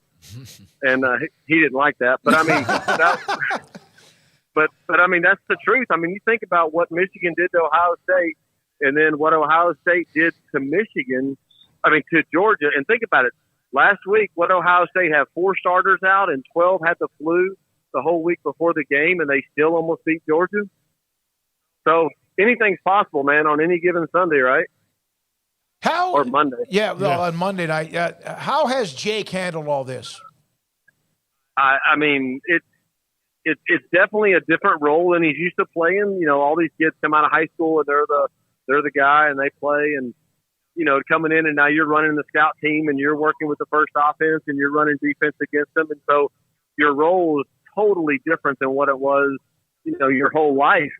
So it's a little bit of adjustment there, but I mean, this is such an unselfish team, and like I said, these all guys just want to win. And Max Duggan and the way he takes and looks at the game has literally bled over to everyone, and that's just how they all feel. And there's this Central Texas connection with your son, Quentin, Trey, Tomlinson, Hodges Tomlinson, of course, and, of course, Jared Wiley, among some others. There's also those on staff. Carlton Buckles, you mentioned Kaz.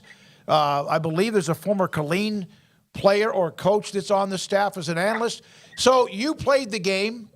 Can you give us a little bit of an X's and O's of what you think TCU must be able to do?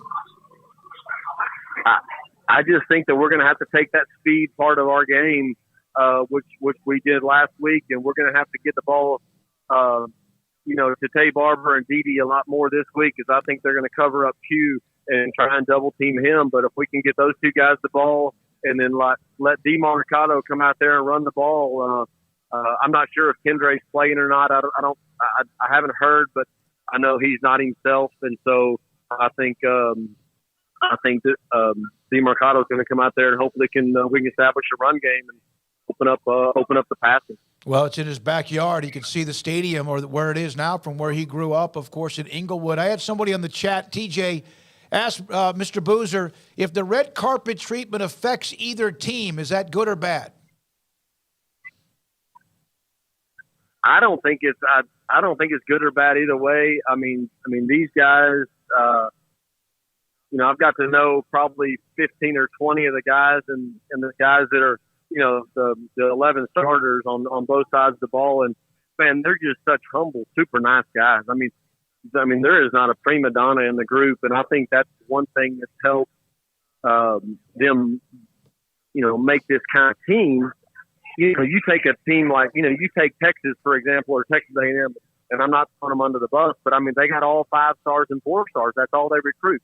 They only recruit the prima donnas. Well, you got to have some 0, 1, 2, 3 stars that come in there that work hard and, nose to the ground. And a lot of those prima donnas, they haven't been able to win with those in those big programs, except Georgia, Alabama, Clemson. They've learned how to make that work, but it's hard when that's all you recruit. Go eat a hot dog. Go enjoy it. I know you are. Brad, I love the pictures on your Twitter feed, and enjoy the moment. I know you and the family and Kevin and Jerry will as well. Congratulations on a great year. Good luck tonight. All right, y'all take care. That's Brad Boozer. Boozer's Jewelers, in fact, I believe he was the first person to commit as a sponsor of our show. Rob Maxey at Ideal MRI was number 2, 1A, 1 and B from the first day we even started thinking about doing the radio show. So Jake was a quarterback at Riker. We did their playoff games I think it was his senior year. He walks on at TCU, and tonight he's in the big boy stadium at SoFi for the national championship. What a great story. Yeah, that's unbelievable. It's great stuff there. And, I wonder, what it was like, because you lose it, you get a lot of people go to a place because of a coach, and then what happened there, it was clearly time for Gary Patterson to go, but it's still hard. You don't really know what to think. And then just the whole way everything is turned around a 180 in less than a calendar year is just kind of amazing for TCU. Yeah, it is. Really speaks to what last year must have been like. Everybody pointing to this big 180 that they had. Jerry Kill finishing out the season. Gary Patterson spent the last year as analyst at Texas helping out Sark. Little rumblings about maybe he'd get involved in the coaching carousel. UNLV popped up, and there was just really nothing after that seemed to gain any traction. And obviously the Rebs went a different direction. But, yeah, I think that there was some moldy leadership going on. I think it was a little time for some little freshening up, but clean out the fridge, and they did, and, finished out last year, got that big win over Baylor because Baylor can't beat them in football.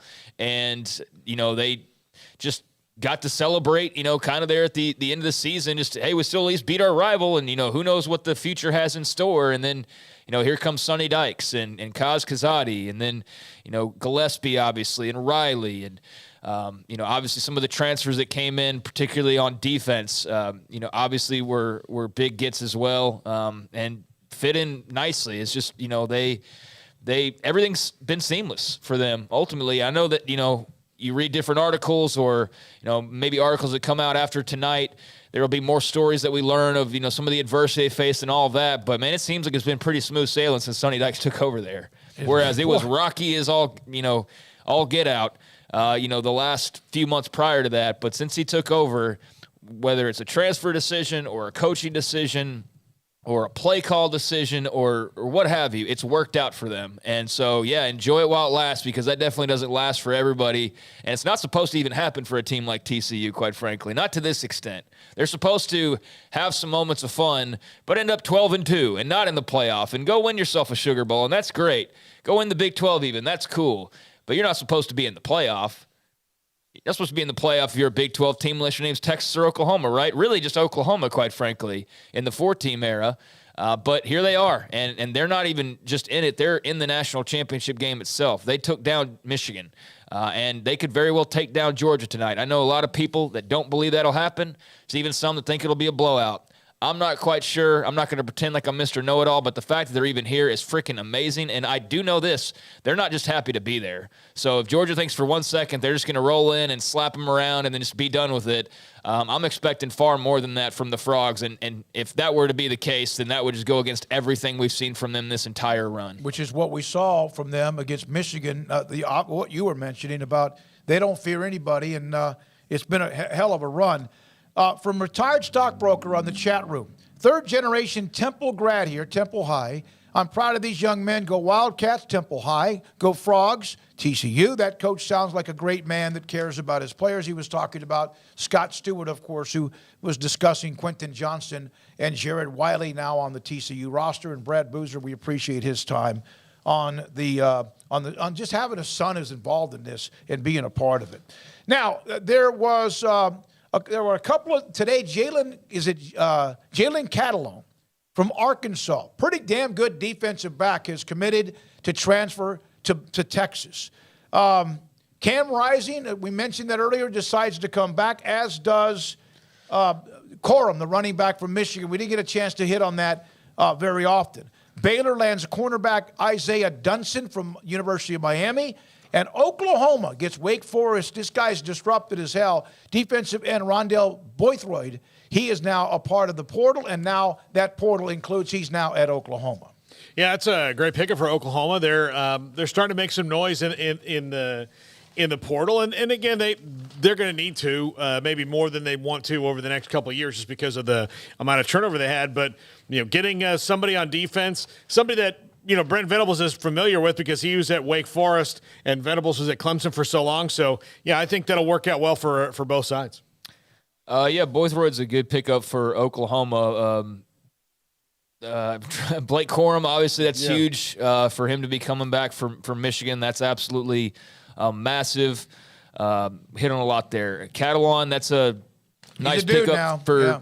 I mean, he's got to be healthy, though, and that's been the question mark for him. But, yeah, as far as a prospect, I remember him being heavily recruited, and Texas was involved back then, and so that's part of the, keeping relationships healthy in this day and age. If you get spurned by a recruit, you better not spurn him back, because he very well might be in the portal in about a year and looking right back at you again, or 2 years, 3 years, 4 years, whatever the case may be. So that's why you got to, keep those bridges built, especially in this portal era. And, that's a good pickup on paper for Texas. But, yeah, he needs to get healthy, stay healthy, and that would go a long way for him. And it's Texas. Like, when are they not going to have a great secondary, So you've got Watts coming back and a bunch of other guys coming back. They should be pretty salty in that back end of that defense.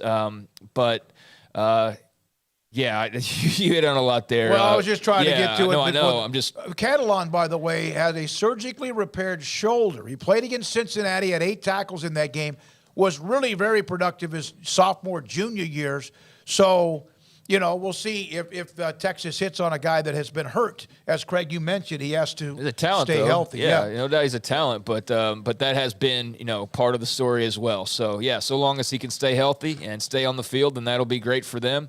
And there's obviously a lot of positives coming out of, their defense this past year. I mean, that was, even when the offense struggled at times, although Bijan obviously caught fire, and then Quinn, progressed as the year went along and he got more experience, but that defense was just week in and week out pretty good for them. And so that's a good get. The Cam Rising thing, obviously that's huge. I mean, that's massive for Utah. We'll get to see him in Waco, which is pretty cool. That he'll be suited up for the Utes when they make their trip here early next season. Makes that game even more worthwhile and more fun to think about. But, man, that's going to be a heck of a challenge for a Baylor team that went limping into the offseason. They better get ready for that ball of knives. All those non-conference games that seem like they were 8 or 9, 10 years from now, they're coming up now. Yeah, and with Utah being right there, Brigham Young the last couple of years, Oregon, I think, down the road, Auburn, Utah, of course, is going to be fun. I look forward to it. And Utah, Cam Rising coming back. I mean, not that a Kyle Whittingham team is ever not going to have that identity, but he helps them maintain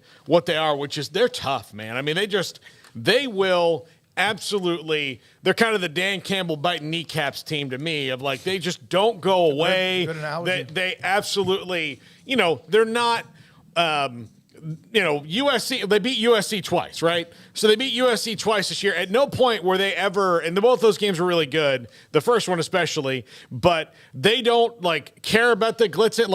They kind of looked at it as those guys are L.A., we are out here. And they don't look at the Utah, score. They just don't care. They just keep going. Yep. Yeah, it just worked out really well for them. And, to think that Cam Rising didn't have that quarterback job to begin last season. Yeah. And then Charlie Brewer had it. Didn't take very long for him to get it, though. How? I mean, injury, I guess, played into it. He was delayed a little bit. He was delayed. With some That's of the exactly off-season stuff. Yeah. Why? It was because he wasn't I think, going to be quite ready for the start of the season, but he was ready soon thereafter, and so they didn't take long for them to pull the plug on Brewer and move the Rising. But, yeah, it's like, how does that even happen? It happened because of injury. But I got a couple more I want to pass along. As far as, locally here, they had the Army All-American game. I guess somewhat local here in being down in San Antonio, but two local guys made their pledges at the Army All-American game. One of them played for the coach we just talked to a little while ago. Absolutely. Temple's Michael Harrison. Is it Michael Harrison Pilot? McKell. Right? McKell, okay. I always get that backwards. I always say it wrong when I'm, they go McKell, okay. Michael Harrison Pilot from Temple pledged over the weekend to U of H. So congratulations to him. And then, speaking of Texas as well, got a pretty big-time pickup from Connolly and Jelani McDonald as he made his pledge to the Longhorns. So big get for them from the Connolly Cadets. And speaking of that, he has been basically committed to Texas for a few weeks. He was Oklahoma State. Mike Gundy had come down, spent a couple of hours with him at Connolly High School. This seemed to be a done deal for the last several weeks, but they released it at the All-American game. In fact, listen to this person. You talk about wound up. Here's Jelani McDonald. Well, first and foremost, I want to thank God. Then I want to thank all the pretty ladies that came out to support. So I appreciate y'all. But now, for the next 3 to 4 years, I'll be going to Texas University. Staying in state for the Longhorns of Texas. All right, that's Connolly Cadets, 3 to 4 years now. He's ready to leave early. What a lot of guys He's also say. a hell of an athlete, by the way, as a basketball player, and can be the straw that can stir the drink at Connolly. I have thoughts, and I realize this is a young kid and didn't realize what he said, but he said Texas University, which is what A&M calls them to mock them. But either way, that, and if I'm Steve Sarkisian, I'm either like really like laughing at that about the pretty ladies, or I'm like, oh dear God. Okay. Focus. Yeah. Yeah. Okay. So Jelani commits, and I remember talking to Terry Garrick. That's been pretty much done deal, but you had some players who have been committed to certain schools, and they want the Army All-American game, would like for you to announce that, if you don't mind, at the game. That was always the big deal when it started several years ago. It's a big deal. And like in the case of McDonald, he's been committed for a while, and that's the feel and the knowing in some cases. But hey, why not? Instead of putting out a graphic on Twitter that, get several thousand impressions or whatever, why not do it on national television in front of a bunch of other recruits, and do the whole, song and dance as far as the hats and all of that. A lot of those guys grew up watching guys picking the hats on the table in San Antonio at that very game, and so it's just natural that they'd want to do it. Same reason they all have the same graphics guy, and there's that trend, and making that big hat choice at one of these All-American games has, been a thing for a while now. So cool that a couple of local guys were able to experience that and make their college decisions either on the spot or official in that, in that environment. So, yeah, congrats to Connolly's Jelani McDonald heading to Texas. That's a good get. He's a great athlete. And also Michael Harrison Pilot from Temple. That's a good get for the Houston Cougars, who now get ready to go and join the Big 12. So big get for them as well. And a little bit of breaking news out of the quarterback portal. This was a name that was bouncing around in Waco a little bit. As we all know, Baylor is at least eyeing some quarterback depth. They have to. They only have one quarterback on scholarship at the moment in Blake Shapen. So we know that Baylor has no choice but to go looking for some quarterbacks. And one of the names they kicked tires on and went back and forth with and visited and all that, decided not to commit on the trip or commit this past weekend. There's some thoughts that maybe that could be the case, but he has committed somewhere else. Former Texas Tech quarterback Alan Bowman has committed to Oklahoma State. So Bowman, after a year at Michigan, and then entering the transfer portal again, now making his decision. Like I said, Baylor kicked the tires there. Oklahoma State obviously kicked the tires, and I'm sure others did as well, but he's made a decision. Alan Bowman is heading to Stillwater to go play for Mike Gundy and the Pokes. He was at Tech, put up big numbers whenever he was healthy. Of course, Tech's quarterback room has been really, really good despite the ups and downs of injuries. Went to Michigan. Not going to do anything there. No. Not with McCarty. And then also... Didn't make a dent, quite frankly. And Well, now, Cade McNamara was there, too. Yeah, that's true. Yeah. You almost wonder about that decision. Yeah, a lot of people did at the time. They were like, how's that going to work? But Well, part of it is just like if you're confident in your abilities, and clearly Alan Bowman was, he thought he could go up there and win it. And I think sometimes we look at J.J. McCarthy's going to be a freshman, and then you realize, he's maybe a little bit better than most that come in, and he got some time last year as well with Cade McNamara. But with picking Oklahoma State, I would say the thing that Oklahoma State may have over Baylor just slightly right now is if you want to know that you have a really good chance to start, Oklahoma State, you have a really good chance to start. At Baylor, you're coming in to challenge the guy that they would really like to be the starter. I know that, so at least outwardly I'd look like, well, clearly they want this guy to start. He started every game last year. And, how much of a chance will I get outwardly? And this is just my thinking on it. At Oklahoma State, nobody has a claim on that job at all. He's penciled in as a starter right now, probably. Exactly. In some cases, no one has a claim on that job. And here at Baylor, when you come in, you are going to have to fight Blake Shapen for the job. And so if you are like Alan Bowman and only have a year of eligibility left, I don't know if you're going to, really want to fight it out. Yep. So they are obviously, a team that's been riddled, but also gained now as well from the portal. But they've had their fair share of departures. So good for Oak State to get some momentum there with this commitment. Makes you wonder about Spencer Sanders now, obviously, and he's still out there at this point. I know there were some rumors about him. What was that rumor he was committing to? Did y'all see that? And Auburn? Was it Auburn? Or Ole Miss somewhere? Yeah, it was one of those SEC schools. I think it might have been Auburn. Yeah, I think there was a post about him going to Auburn, and he was like, no, not so fast. So he's still out there. But, that kind of answers that question if there's any thoughts that he might walk back through that door, because there was some rumors about that potentially happening. That seems to not be the case if Alan Bowman's committing, you would think at least. So, good pickup for the Cowboys. And Baylor's, I'm not sure on their end, if they were pushing for a commit or they were you know what I'm saying? I don't know where they were in that process, but they were definitely, showing interest among others, and they're definitely still on the quarterback hunt because they have to be. They have to get some more bodies in here, but it won't be Alan Bowman. So there you go. All right. When we come back, Darby Brown has been a part of our college game day and what we did on Saturdays with CW Channel and KWTX. She's out in California covering the game as well to get her perspective. We will see her, I think, out in California. Her thoughts about the week that is. Jacob Gall, former Baylor center, will join us. He's going to be in the All-American game, I think it is. Oh, excuse me, I forgot the name of the actual bowl game. It's a college all-star game later in the month. He's training in Houston. We'll hear from Jacob Gall about that and also kind of feed some questions to him. Ask him about what went wrong in 2022. This is 365 Sports. PettyClinicalOT.com. Dr. Kent Petty can help you become the high-performance man you want to be, used to be, need to be, and a lot of different things happen as you grow older. 1 out of every 3 men have symptomatic issues of low testosterone.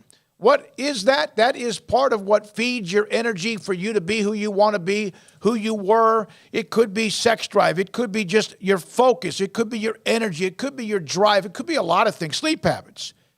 And depends if you're one of those 3 men, that does get lower as you get older. Dr. Kent Petty and his staff will actually set up an appointment for you to get your blood drawn. They will get the test results, look at your testosterone level, and if your testosterone level has dropped, Dr. Kent Petty can put you in a program to increase your testosterone levels so you can be the high-performance man you want to be, need to be, used to be. PettyClinicalOT.com. In our logo and advertising, we say we are people that you can count on. What does that mean? It starts with providing a quality vehicle and quality service at a fair price. But it also means we do what we say we will do, and we treat people fairly with respect. It starts by hiring great people, good local folks who work hard with a caring attitude. Our employees are the real reason we are people that you can count on. Put us to the test and see for yourself that at Richard Carr Motors, we are people you can count on. What are you waiting for? Next year's New Year's resolution to lose weight, get fit, start working out? 3, 2, 1, go to Waco Regional Tennis and Fitness.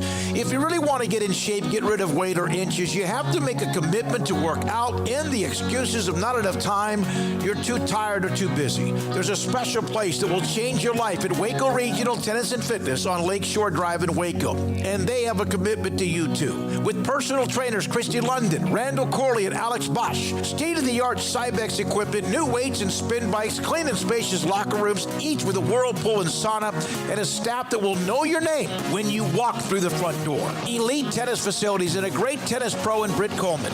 Waco Regional Tennis and Fitness is a place you can call home, a place you can work out on your own or with 40-plus group exercise classes. It's time for you to get in shape, lose inches, get fit at Waco Regional Tennis and Fitness on Lake Shore Drive in Waco.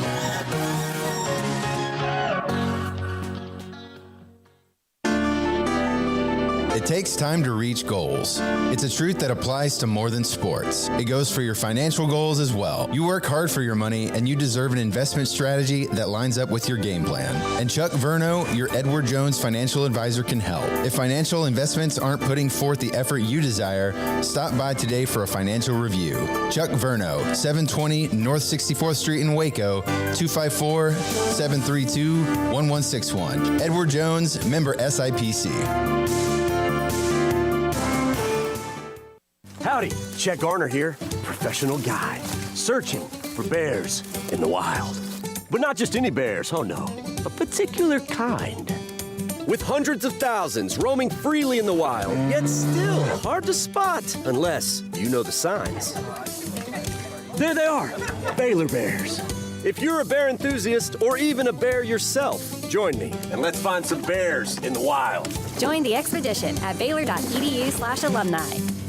Hi, this is Paul Catalina. I recently got engaged to the love of my life, but the most important thing that I had to do before I popped the question was get that perfect ring.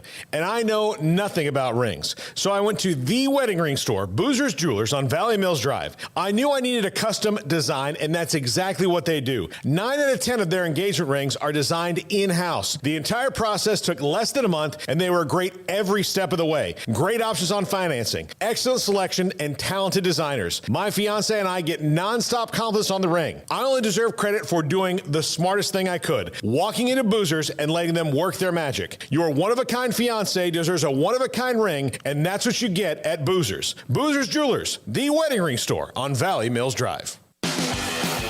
This is 365 Sports. Want more updates during the day? Follow 365 Sports YT on Twitter. Darby Brown will join us here momentarily, all right? Garrett, you'll get her locked in. Let me know. Here's a note. You got her? I'm waiting on her. Okay. Pac-12 quarterback room next year with the Rising decision.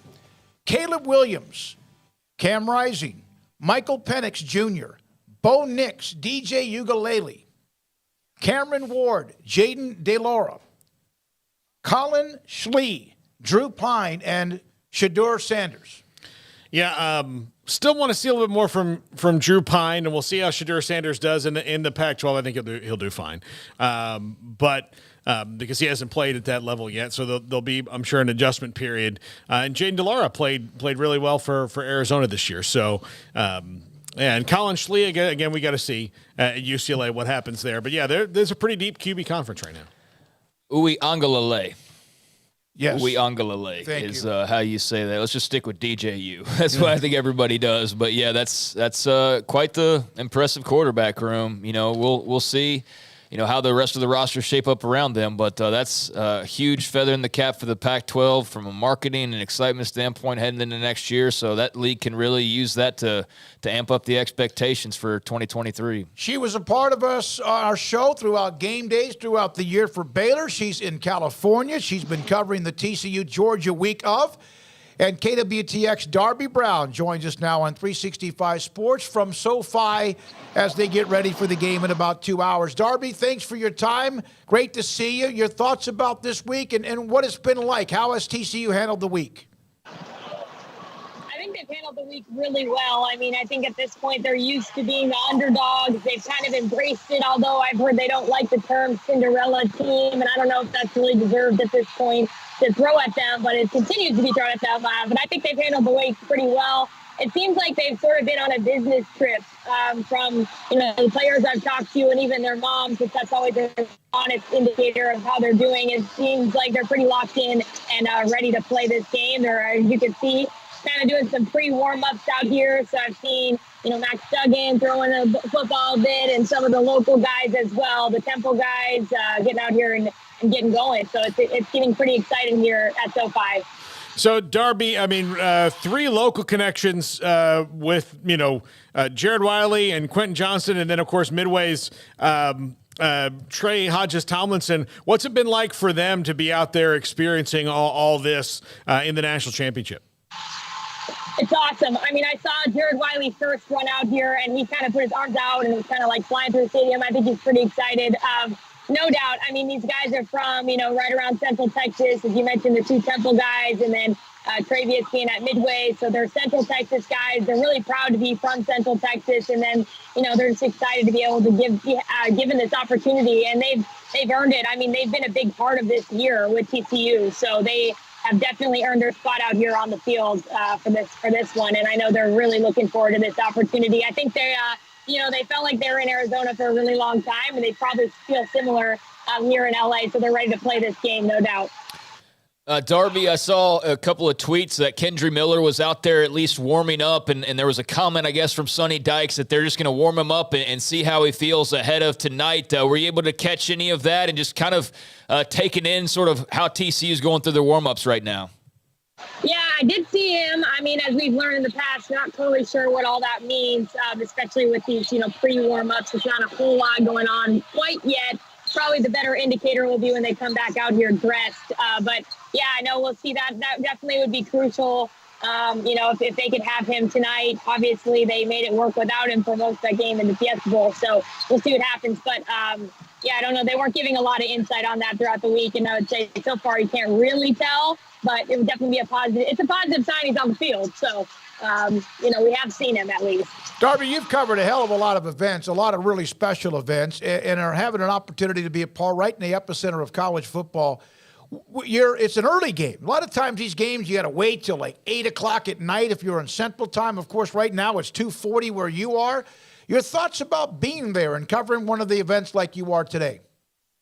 It's pretty awesome. I'm not going to lie. I woke up this morning and I was just like, wow, I can't believe I'm actually here in LA to cover this game, the biggest game in college football. So I feel really lucky that I was able to sort of jump on the train at TCU. I can't say I was really expecting it. I don't know, maybe I don't know who really was, but yeah, it's awesome. I mean, it's a really cool feeling to be down here right now. And I'm just really looking forward to, hopefully it's a good game. That Fiesta Bowl was a really awesome game. And so hopefully this one can sort of live up to it because, yeah, I mean, both of those playoff games were awesome. So hopefully it's another good one tonight. It's pretty surreal being down here, though, for sure.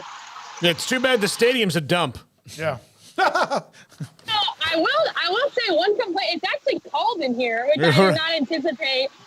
It's not quite as cold as the last time I was on your guys' show out there for Baylor's game, but it is chilly in here, and it is kind of raining. So that was kind of unexpected, but it's a really cool stadium. Yeah, definitely pretty breathtaking. How important, obviously, with where you are, it's a big event, but also, Darby, last thing, I know you had TV to do with KWTX, is the local factor in being able to watch players that you saw when they were in high school and or early on in college, and Quentin Johnston, Jared Wiley, and Travius Hodges-Tomlinson.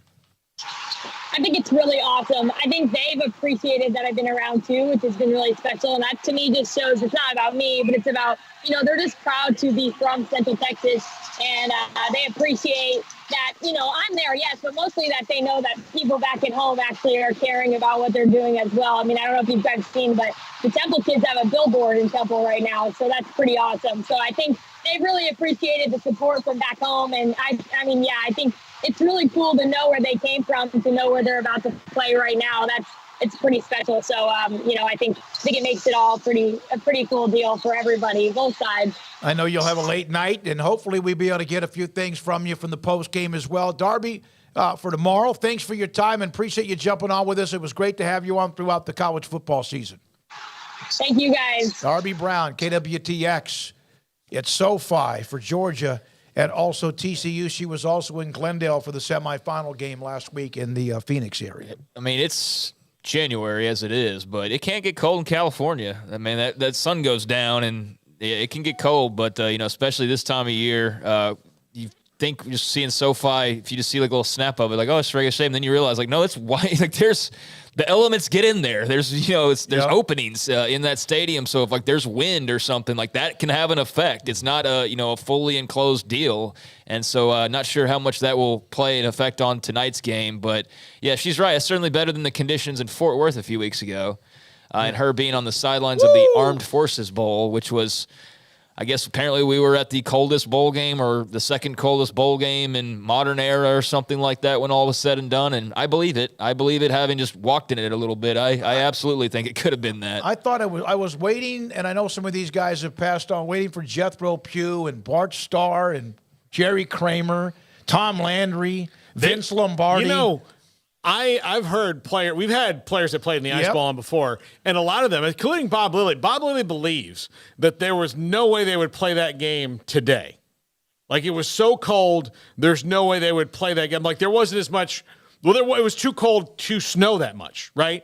Because it was so cold. He thinks that now in today's NFL they wouldn't have played it.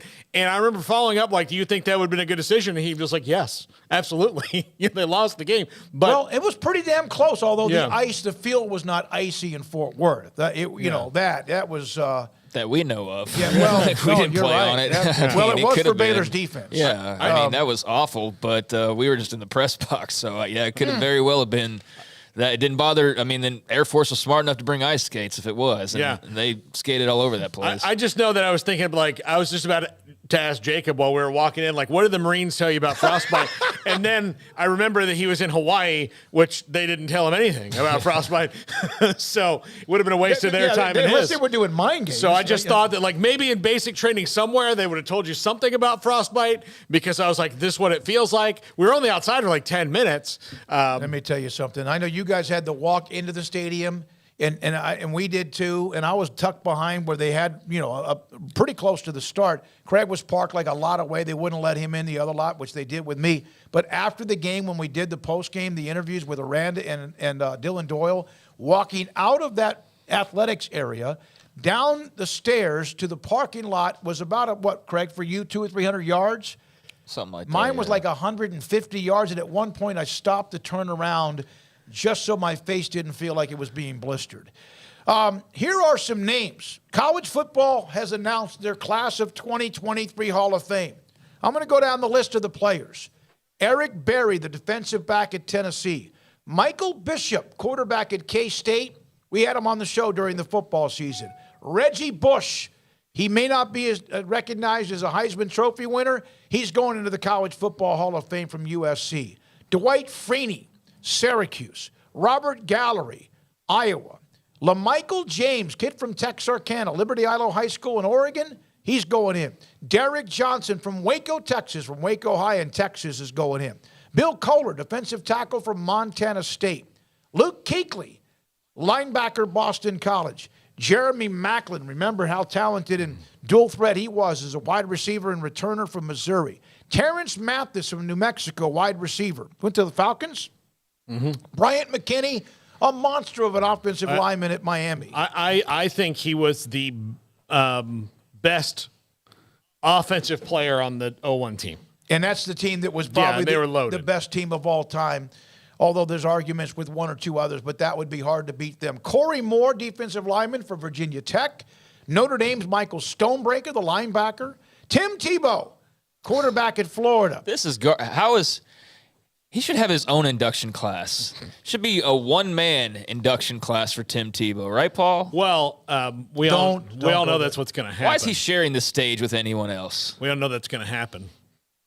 Everybody's going to ask him about. I saw the SEC Network the other day, and there was a story. Runs. He's such a man. What a great man. What a great guy. Troy, what are you looking at your watch for? I'm with you, Paul. Yeah, thank you. I'm glad. Troy Vincent, from Wisconsin. Isn't he now the NFL PA or the he works in the NFL. He works in the NFL. Brian Westbrook, hell of a player with the Eagles, but a hell of a college player at Villanova. And D'Angelo Williams, the running back at Memphis. Now, this is a really good mixture of the larger schools and some of the other ones. They do a great job. I vote in this. Paul, I'm not sure if you have a vote with us or not. I did. But those are the ones. And I enthusiastically support Reggie Bush for this. I think it's ridiculous that he had to wait 8 years. He was one of the most electric college football players of my lifetime, and will, like, however long I live after I say this, he will remain that. So I think it's silly what's happened to him. I think that it's, especially with the Heisman Trust and USC and all that. Look, Ron Goldman took away O.J. Simpson's Heisman. The Heisman Trust didn't take away O.J. Simpson's Heisman, and they took away Reggie Bush's. I just think that there needs to be some kind of common sense on this when it comes down to it. And I think that him getting in the Hall of Fame, it's on you, Heisman Trust. Just give him back his trophy. A player becomes eligible for consideration 10 full seasons after his final year of playing intercollegiate football, which is last year was the 05 season, so it's been 17 years. Yeah, I'm at that point in life now where I'm just starting to feel old at every single thing that's going on, because you say 10 years, and I remember Jeremy Maclin flipping from Oklahoma to Missouri like it was yesterday, and I remember watching Derek Johnson running around for Waco High and thinking, like, who the hell is this freak show? Yep. And knowing that he was going to Texas, but not having any idea of, like, that they had players like that at the high school level. Probably still to this day, not probably, he is the best defensive player I've ever watched in high school. And I think Trey Tomlinson, not Derek Johnson by any stretch of the imagination, but, playing tonight, we got to see a lot of him. He's a very, very good player, and he would be in, like, my top 15 or 20 or something like that. But Derek Johnson's number one, especially defensively, and then probably number one overall or number 1B if I were to just add offense into that as well. So, yeah, I mean, there's little anecdotes here and there with a lot of these guys, and it's cool to see, and also kind of depressing that, like, wow, they're already eligible for the Hall of Fame. Yeah. I mean, a lot of deserving guys, and just a lot of familiar names. Yeah. All right, Cliff Kingsbury, no longer the football coach of the Arizona Cardinals. You wonder, he had just signed an extension. Bill Bidwell, it just signed. Is Michael Bidwell? Michael Bidwell, that's right. He had just signed an extension through 2027. He's going to get some bag. He's going to get a cash load. Does he end up taking some time off, or does he end up in the rotation somewhere in college football? I'll tell you, I'm going to give two jobs, one NFL job and one college job. NFL job, Patriots offensive coordinator. I could really, really see that happening. Bill Belichick, look, Mac Jones is going to be there for another couple of years unless Bill Belichick finds a way to trade him, and their backup is Bailey Zappi. So they've got guys who have run spread offenses before. Ramondre Stevenson had a fantastic year at running back for them. He came out of a spread offense at Oklahoma. Okay. Yeah. And he was better this year than I thought he would be. I thought it would take him a couple of years, but he was pretty productive. He was really good. And they cannot keep going forward with Matt Patricia as their offensive coordinator. And Bill Belichick is no dummy. As much as he may stand by his decisions, he'll find Matt Patricia another job on that staff. It makes a lot of sense if Cliff wants to stay in the NFL. In college, I will tell you where I think he might wind up, especially if the guy, whose job he would take jumps to the NFL, and then Bill O'Brien would be the Alabama OC. It's time for the Nick Saban rehab tour, right? Exactly. So, and those guys, Nick Saban and Bill Belichick, are buddy. They're cut from the same little Cleveland Browns tree and all that stuff. So I would not be surprised to see one of those other things happen. Yeah, I mean, looking back on it, how did he get that job to begin with? I think we're all at the time just after what he did at Tech, really? That's what sold you on it? But I know it was Johnny Football and, obviously some Mahomes in there too. I mean, you look at those two guys and what he did, him returning to the college level would not be a surprise, but him sticking around in the NFL would not be a surprise either. I suppose just, what's his preference? Does he enjoy more of that pro game?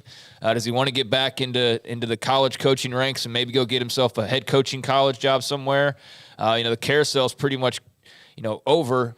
So, he could certainly jump in and do the, rehab stint with Saban at some point. But, I'm sure he'll have a lot of options. And it'll just be, like I said, down to whatever his preference is. Some guys are seemingly better built for college. Some guys more pro style.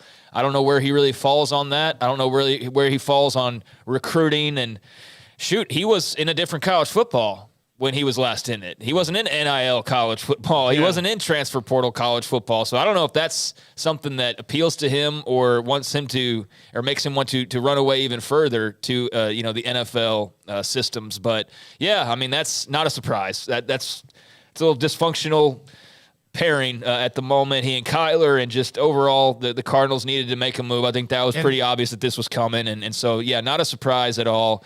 And very curious to see, what they do, because not just him, it's their GM as well. So the Cardinals are in for a little bit of an overhaul in that front office. And obviously when you got Kyler and you got some of the weapons around him, you got a window, man. You gotta take advantage of it. You know what? Kyler's got to be on his too. He's got to look in the mirror a little bit this offseason and grow up a bit. So it was going to be a bad year when Kyler started. He was barking a little bit. Video game stuff that really kind of. And whoever released that, and I don't know if anyone got the contract, but whoever released that out, somebody had to have released that out because they wanted it out. Poisoned the well. Well, the NFL contracts, you can get them. I mean, so I know. Everybody knows. But man, so you got to go. It was Ian Rappaport who found it. Well, he's good at what he does. Yeah. So. Well, and then this news today.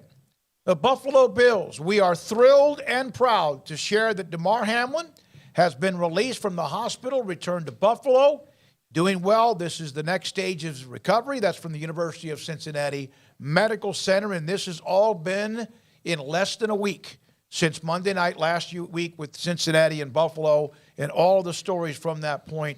And Demar Hamlin is headed back. And how about the Bills opening up the game with a kickoff return? Then having another one. And then having another one later on down the road. That was incredible. No, that's awesome news. That was obviously very scary a week ago, and we didn't really know. I mean, I'll say it. I was sitting there wondering if I was about to watch somebody's death on the field. I think a lot of us had that run through our minds of if that's what we were about to see or what we were seeing. And so to a week later result in him getting out of the hospital and seemingly being as okay as he can be given the situation, obviously with a long road still to go. But, could not ask for better news than what's happened over the last few days. So thrilled for Demar Hamlin and his family and, that ball club. And that was some really cool moments yesterday, especially that opening kickoff return for the Bills. So, that's incredible. When we come back, he played center. He played a lot of positions on the offensive line under Eric Mateos, the offensive line coach at Baylor. He's now a part of one of those postseason college all-star games later on this month.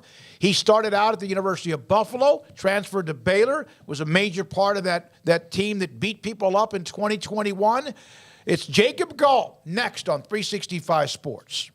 Riverbend Liquor and Wine, Lakeshore Drive at North 19th Street in Waco, a hidden gem. You've heard us talk about it. They were one of the day one sponsors of this program on April 6, 2020. We love what they do. They are announced they're opening a new location here soon on Franklin Avenue, so that is big news for them as well. But look, if you're going to go down and see them at Lakeshore Drive at North 19th Street, know that they're going to have the best selection of craft beers. They're going to have the best selection of local craft Texas whiskeys and bourbons anywhere. They've got it all there at Riverbend Liquor and Wine. Plus, great customer service, a speedy drive-through window, a knowledgeable staff. Honestly, if you go in asking about, I need help with wine, I need a red to match with this, or I need white, or what's popular, or what's new, what do you have that's coming in? Believe me, they know it really quickly. If you're at the drive-through window, I've been there a couple times. I said, I need a bottle of this, and they've just shouted out to someone hey, it's on the third row, seventh thing down on your left. I'm like, how did you know that just off the top of your head? That's how good they are at Riverbend Liquor and Wine. Lakeshore Drive at North 19th Street. Check them out on Instagram, and they're available on DoorDash. TFNB Your Bank for Life is the official local bank of Baylor Athletics. Find out why more Central Texas are making TFNB their bank for life. Sign up for our Edge checking and savings accounts to earn interest or cash back. With 5 convenient locations and an award-winning mobile app, banking has never been easier. TFNB Your Bank for Life. Member FDIC. Waco Custom Marketplace is your hometown grocery store with a full-service butcher shop and bakery. Hi, this is David Smoak. The butcher shop can take your customized orders for seafood, pork, and poultry and custom cut your favorite steaks from bacon-wrapped fillets to T-bone to bone-in ribeyes. Cut specifically the way you want. They have Norwegian salmon fillets, catfish fillets, sliced ham or turkey and lunch meat, variety of cheese available, and several options of sausage links, fresh chicken breast or whole chickens, sliced bacon, pork chops, ground beef, marinated beef, and chicken fajitas, and always large briskets available, plus fresh vegetables. So the great product, customer service, and family tradition of the Bauer family continues at Waco Custom Marketplace, open Monday through Saturday. A full-service butcher shop and bakery available. Waco Custom Marketplace, 425 Lake Air Drive in Waco, or WacoCustomMarketplace.com. At Ideal MRI, we feel blessed to be part of the Waco community. We're a small family business here in Central Texas. At times like this, the cost of healthcare has never been more important. And unfortunately, significant illnesses and injuries still occur. And that's why Ideal MRI is open and here to serve you through this difficult time. So if you need an MRI, ask your doctor about Ideal MRI. You can schedule online in minutes at idealmri.com or call 833-IDEAL-MRI.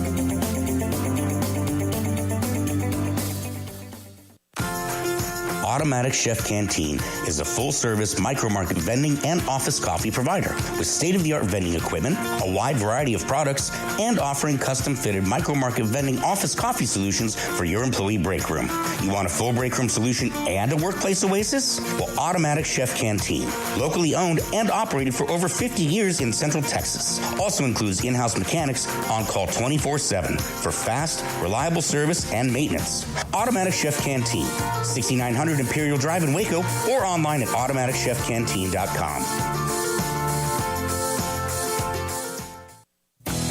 Three Nations Brewing Company has 16 different beers on draft with a new beer every Friday. It also offers 2 air-conditioned tap rooms, a large indoor beer hall, a second-floor mezzanine offering a great overview of the brewing company and equipment and patio where you can relax under the shade. Plus, you can now experience the new Three Nations Beer Garden Grill on our shaded patio. Grab a cold beer and enjoy a bite from our freshly prepared and delicious menu. Street tacos, quesadillas, freshly cooked burgers and dogs, and veggie burgers too. Nachos and so much more, all prepared and cooked on site. So come visit the award-winning Three Nations Brewing Company on East Vandergrift off I-35 in Carrollton.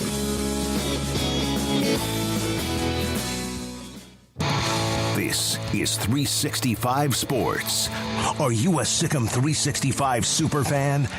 Then try out our premium subscriptions at Sikkim365.com. Jacob Gall getting ready for one of those college football all-star games, also getting ready for the possibility of being a part of the National Football League and all that goes with it. He's in Houston training. He played at Buffalo and, of course, played at Baylor, part of the Big 12 and Sugar Bowl championship, and also last year's team. Jacob, with Paul Craig and David Smoak. Thank you, Jacob, for being a part of the show. Is now just all focused on getting ready for the game, or working out, getting ready for some sort of combine? What is it right now on your table? Thanks for having me, guys. And, right now I'm just kind of, doing really both. We kind of have 2 sessions right now each day for working out. And the morning's kind of like a regular workout, regular lift, and some agility stuff. And then the second part of the day is really more like combine type stuff. We're working like 5-10-5, working L drill, broad jump, things like that. It's kind of both right now. You were a player who transferred into the portal from a Group of 5 team into a Power 5 team. You see that a lot more and more recently. How much did that help your development as a player to jump from Buffalo into the Big 12? Yeah, I think especially for a guy like me who's probably a little more undersized, definitely underdeveloped and things like that, just not being a big recruit. I think it definitely helps me, not only with just like visibility, but I think there's a big confidence thing that goes with it. I think when you're playing at those smaller schools, you really don't have the confidence to go against the bigger schools that you play probably once a year. So like a season where I'm playing Power 5 schools 12 times a year, you just gain a lot more confidence in your ability. Even if you might not have changed any ability, you just gain that confidence because you are playing better opponents every week. Jacob, what was the kind of roller coaster like as far as the past couple of years ago? I mean, last year, obviously, incredible run to finish the season, champs in the Big 12 and in the Sugar Bowl. And then this year, a lot of expectations coming in. And, you know, the close games that maybe you won a year ago went the other way this time and just a tough ending. Can you kind of explain just the degree of separation between the thrills last year and some of the tribulations this year? Yeah, I think it's a normal thing. I think just, you have a good year. Guys, you play the same teams again, really, in the Big 12. You're playing everybody that's exactly the same. You think you're kind of just what you were last year, and you're not. And the other teams know that they got to do something different. And you think you're kind of doing the same thing. You'll be okay. And it's just not like that. I mean, you got to really take every game and every year. It's got to be different than the year past. And I think you see it in the close games and things like that. You keep thinking like, oh, we're going to pull out, and we're going to pull through and things like that. We're going to pull this win out. But it just doesn't always go your way. A lot of close games. We have a really young team. I think that plays a part in it. And I think next year the team's going to be very experienced in the skill positions and things like that. So I have a lot of hope for them. We heard that a little bit from Dave Aranda. And really, it just kind of seemed like last year's team with a lot of super seniors, guys who went to the NFL, and, of course, transfers like you and others that were a part of a deep and experienced offensive line. Was there almost like young and no middle section of age and experience, and then those who had been around for a long time? Was it kind of a disconnect there? Yeah, I mean, it could be like that sometimes. Especially when you have guys that I guess new water. I mean, we have guys that are a lot of 6th-year guys, and then you have a lot of like 1st and 2nd-year guys. So I mean, there's a 4-year age gap between I guess a 6th-year guy and like a sophomore or something like that, and there's like a 6-year age gap between me and like the incoming freshman. And we have some incoming freshmen that played and stuff too. No one really on the line side, so no one like direct contact, but it just you just feel so much different than them. It's hard to connect with those guys, but you got to play together and you got to learn each other so quickly. But yeah, it can create some difficulties. It's definitely nothing that can kind of put a season to bed or anything like that, but it does make things a little more difficult. Baylor has to replace 5 of you guys on the offensive line next season. How do you feel about the depth behind all the starters and what Eric Mateos can do to get those guys ready? And he's got a couple transfers coming in too. Yeah, I mean, I completely trust in Coach Mateos. I think he's one of the best in the business, and I think he's proved that over these past couple of years that he's one of the best offensive line coaches. Not only like I guess the best coach, but he's kind of like one of the best like people, I guess, in coaching too. So I think you have a great coach. You have a great culture, great coaches around him too. You could really throw in anybody. And I know he's going to develop the guys and they're going to get a ton better. And I know he's already got one guy I guess he's got 2. But whoever he gets and whoever he develops, he's going to be just fine, I think. Jacob, how did you see Dave Aranda over the last couple of years kind of grow, change, modify, what have you? What was just kind of your take on watching him develop as a head coach? Yeah, I think the biggest thing is kind of the adjustments that he makes to himself, the way he sees problems and how he adjusts himself to fix those problems. I mean, I think his accountability is incredible. I think every single issue he sees, he puts on himself. Mm-hmm. And I think that's a great aspect of him, and just the way he tries to figure out problems is great, and how he changes himself to kind of adapt to those issues. Jacob, I have some of the inside information on you. I'm going to put you to a quiz. What was your specialty in somehow getting defensive linemen who went up against you to rip off your helmet? I know it seems there's I have a knack for that. Happens a good amount. I think maybe just me being shorter, I think is how I get people to do it. I play a little bit lower, so when people strike, it if you get a guy that's striking Grant, who's 6'4", and a guy that's striking me, who's 6'2", or Connor that's 6'7", another guy strike me, and I'm a lot shorter. My chest is a lot lower, I guess. So they're not, and theirs is a lot higher. So they're just hitting me in the head a lot more, things like that. But you can also have a little mental game with it too. You can kind of get in people's heads, things like that, and then kind of spices things up on the field, and then they're going to end up doing something dumb. I think that happened to Oklahoma. You just block a guy to the whistle, and they don't like that a lot, especially when they're not particularly close to the play, or they're not probably going to make the play or something like that. And you're just kind of keep doing your job, because you never know when the ball can cut back or anything weird that can happen. So you just keep playing. So I think it's kind of a two-part thing. Yeah, just me being a little bit shorter, playing a little bit lower, and then me just kind of playing hard. Jacob, look, you're working out now to try to play on Sundays. You obviously in the Big 12 played on Saturdays, but when you were in the MAC, that MACtion happens on Tuesdays and Wednesdays. What was that like? Oh God. Yeah, it's definitely different. Especially when so it wouldn't be nearly as bad if we were in the South. But you're in the North, you're in Ohio, you're in New York, you're in Illinois, you're in Indiana, all those places. It gets cold. So when it's a Tuesday night, and they only do action in November, it's a Tuesday night in November, you just got done with classes for the week, or maybe you just had like an exam or something, and then you got a game that's 20 degrees and snowing, and no one's at the game. So but tons of people are watching on TV, but no one can come to the game because they all have to either have school or work. So, and it's not a ton of the people come to the games anyway in the MAC. It's just a different thing. But it's definitely tough. I think it helps prepare players for, I guess, like any scenario or anything like that, because you're playing in these cold weather, these night games. No one's really there. Like, you kind of find out really like who you are and like your motivation and things like that. So Saturday mornings of game day, did you send out text messages in what would be all caps, screaming voice? How was that? I used to send like voice messages of me like getting up, like whenever we get up, like 7 or 8 in the morning, like game day. I guess it was like the 11 o'clock game, which you've had a lot of in the past 2 years. You get up at 6, and I would just like give a nice little yell, nice little scream in the morning, send it in the voice chat, kind of wake everybody up, kind of show some energy.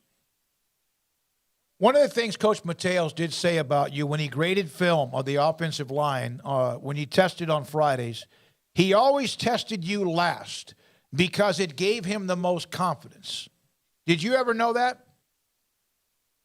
So I guess you're saying like in meetings? Yeah, no, he said? Yeah, he graded the offensive line test on Fridays.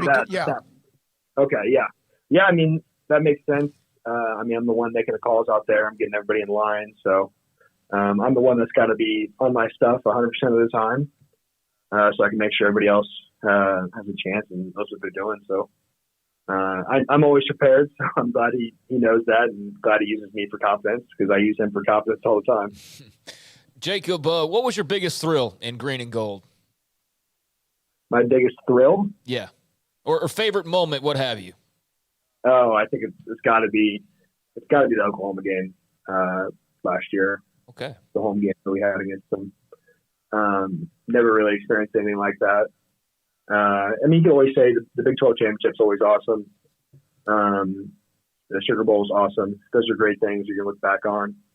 But when I think about like a game where I was like, oh, the offensive line's like, we're here. It was really the Oklahoma game, and just an exciting game because we stormed the field twice. I don't know when last time we beat Oklahoma before that, and that really kind of like cemented our status that year of being like a top dog in the Big 12. You know, that offensive line did maul people. Both sides of the ball just beat people up in that 2021 year.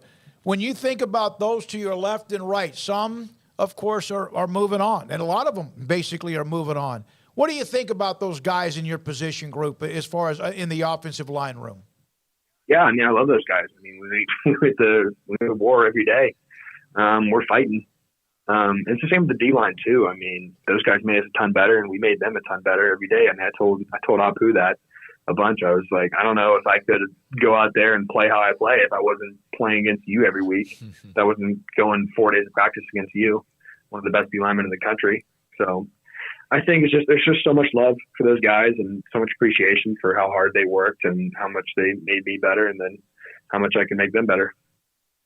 Jacob, were you comfortable being a leader? Is that something that was natural to you, being a leader, or is that something you had to kind of learn to be? It's definitely something I had to get more comfortable with, especially transferring. I think it's a lot easier to be a leader out of school when you're there, when you've kind of grown up really with most of the team. When you start there when you're 18, you're 17, you're going 4 years with these guys, and you know every single person when they come in, and you know what year they are and what their major is because you know them, because you see them when they come in each year. But when you're a transfer, I think it's a little bit harder. And you just really don't know everybody as well because you kind of get everybody at once. It's not like a little filter in each year with each guy. So it takes a little bit more time for me. I would say it wasn't as much the first year, which I really didn't need to be because our leadership was so good. With Jalen Petrie, Terrell Bernard, it was easy. But this past season, I had to learn a lot of leadership, and I had to grow a lot myself. Was that a bigger void, losing all those guys, than maybe people on the outside expected, and maybe even some people on the inside expected it to be? Yeah, I mean, those guys are top-level playmakers. Whenever you're in a situation, even Taekwondo, things like that, you're like, well, we know we have this guy.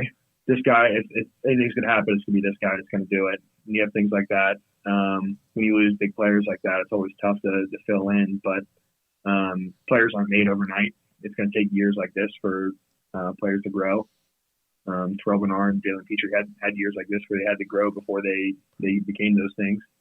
So maybe this is just a growing year, and there's going to be guys that are going to really spring up next year and be just like those guys. Jacob, not to open a fresh wound, but the TCU loss obviously was very tough, to look back on, and I can only imagine at the time as well. But as you know, they're playing for the national championship later on tonight. I don't know how many, if anybody ever would have predicted that, even when you guys saw them late in their run. But your thoughts looking back on that, and do you have a bit of a personal scouting preview you can give us just from your perspective, having been a guy who was in the trenches and playing this defense? Yeah, I mean, they have a solid defense. They have a good linebacker core, good, obviously, secondary. I think their D-line is decent. I don't think they're star-studded. So I could see the battle being lost in the trenches by them. I could see Georgia O-line kind of bullying them, or at least trying to. So I think if Georgia puts the ball on the ground a lot, I think they can control this game. And as long as the defense holds up, doesn't let any big plays, they kind of bend, don't break. So I think that's really how TCU wins games. Is they hit a lot of big plays, a lot of big passes. Duggan and Quinton, a lot of big plays. So as long as this defense can just bend, don't break, and just slow down the TCU offense, and then if Georgia can control the ball on the ground, I think they can win it. I think Georgia has the advantage in this and can win it. But I think if Georgia defense doesn't play well and they're giving up big plays, I think TCU can really has a chance at it. Well, that's what Ohio State did against Georgia in a lot of ways last week. The wide zone for a center, which means when they have to get out wide and you guys are pushing that's got to be pretty difficult. But does the fact that you talked about your height, undersized a little bit, does that make that easier for you to get where you need to be in the wide zone scheme? Yeah, I think so. I mean, I talked about this all the time with some other guys. If I had to block Apu in a different scheme, like say a power scheme or inside zone scheme or any counter scheme or anything like that, I'd have a lot more trouble. I'd have no chance because I have to go toe-to-toe with a lot bigger guys, and just really not my forte. So being in a wide zone scheme is really why I wanted to come to Baylor, because I know you have to run with me the whole game, and you have to guess which way I'm going to be going. If I'm going left or right, which way we're reaching, which way we're going. And if you're playing 0-0s, it's going to be a tough day because you're going to have to keep up with me the whole time. So that was my thing. I don't have to block you. I don't really have to push you out of the way. I just have to get in front of you. I have to reach you. I have to beat you to this gap. So I think it just played more to my strength. So I think it might be harder for other centers because they're bigger guys and they're people movers. But I've always been more of a reach guy, positioning guy, and I think that's just how the system kind of plays to my strengths. Jacob, good luck with the bowl game prep, all-star game prep, also, of course, down the road, and the combine and all the workouts, and hope that you'll land and get drafted, have a chance to do whatever you want to do in the NFL with what you've done at Buffalo and Baylor. I think that obviously everything looks good for you. Yeah, thank you. Thanks for having me on. Yeah, we'll be in touch. At Pro Day. Yeah, we'll be in touch at Pro Day, and then also the all the way up until the NFL draft as well in April. All right, when we come back, got a couple of notes to get to.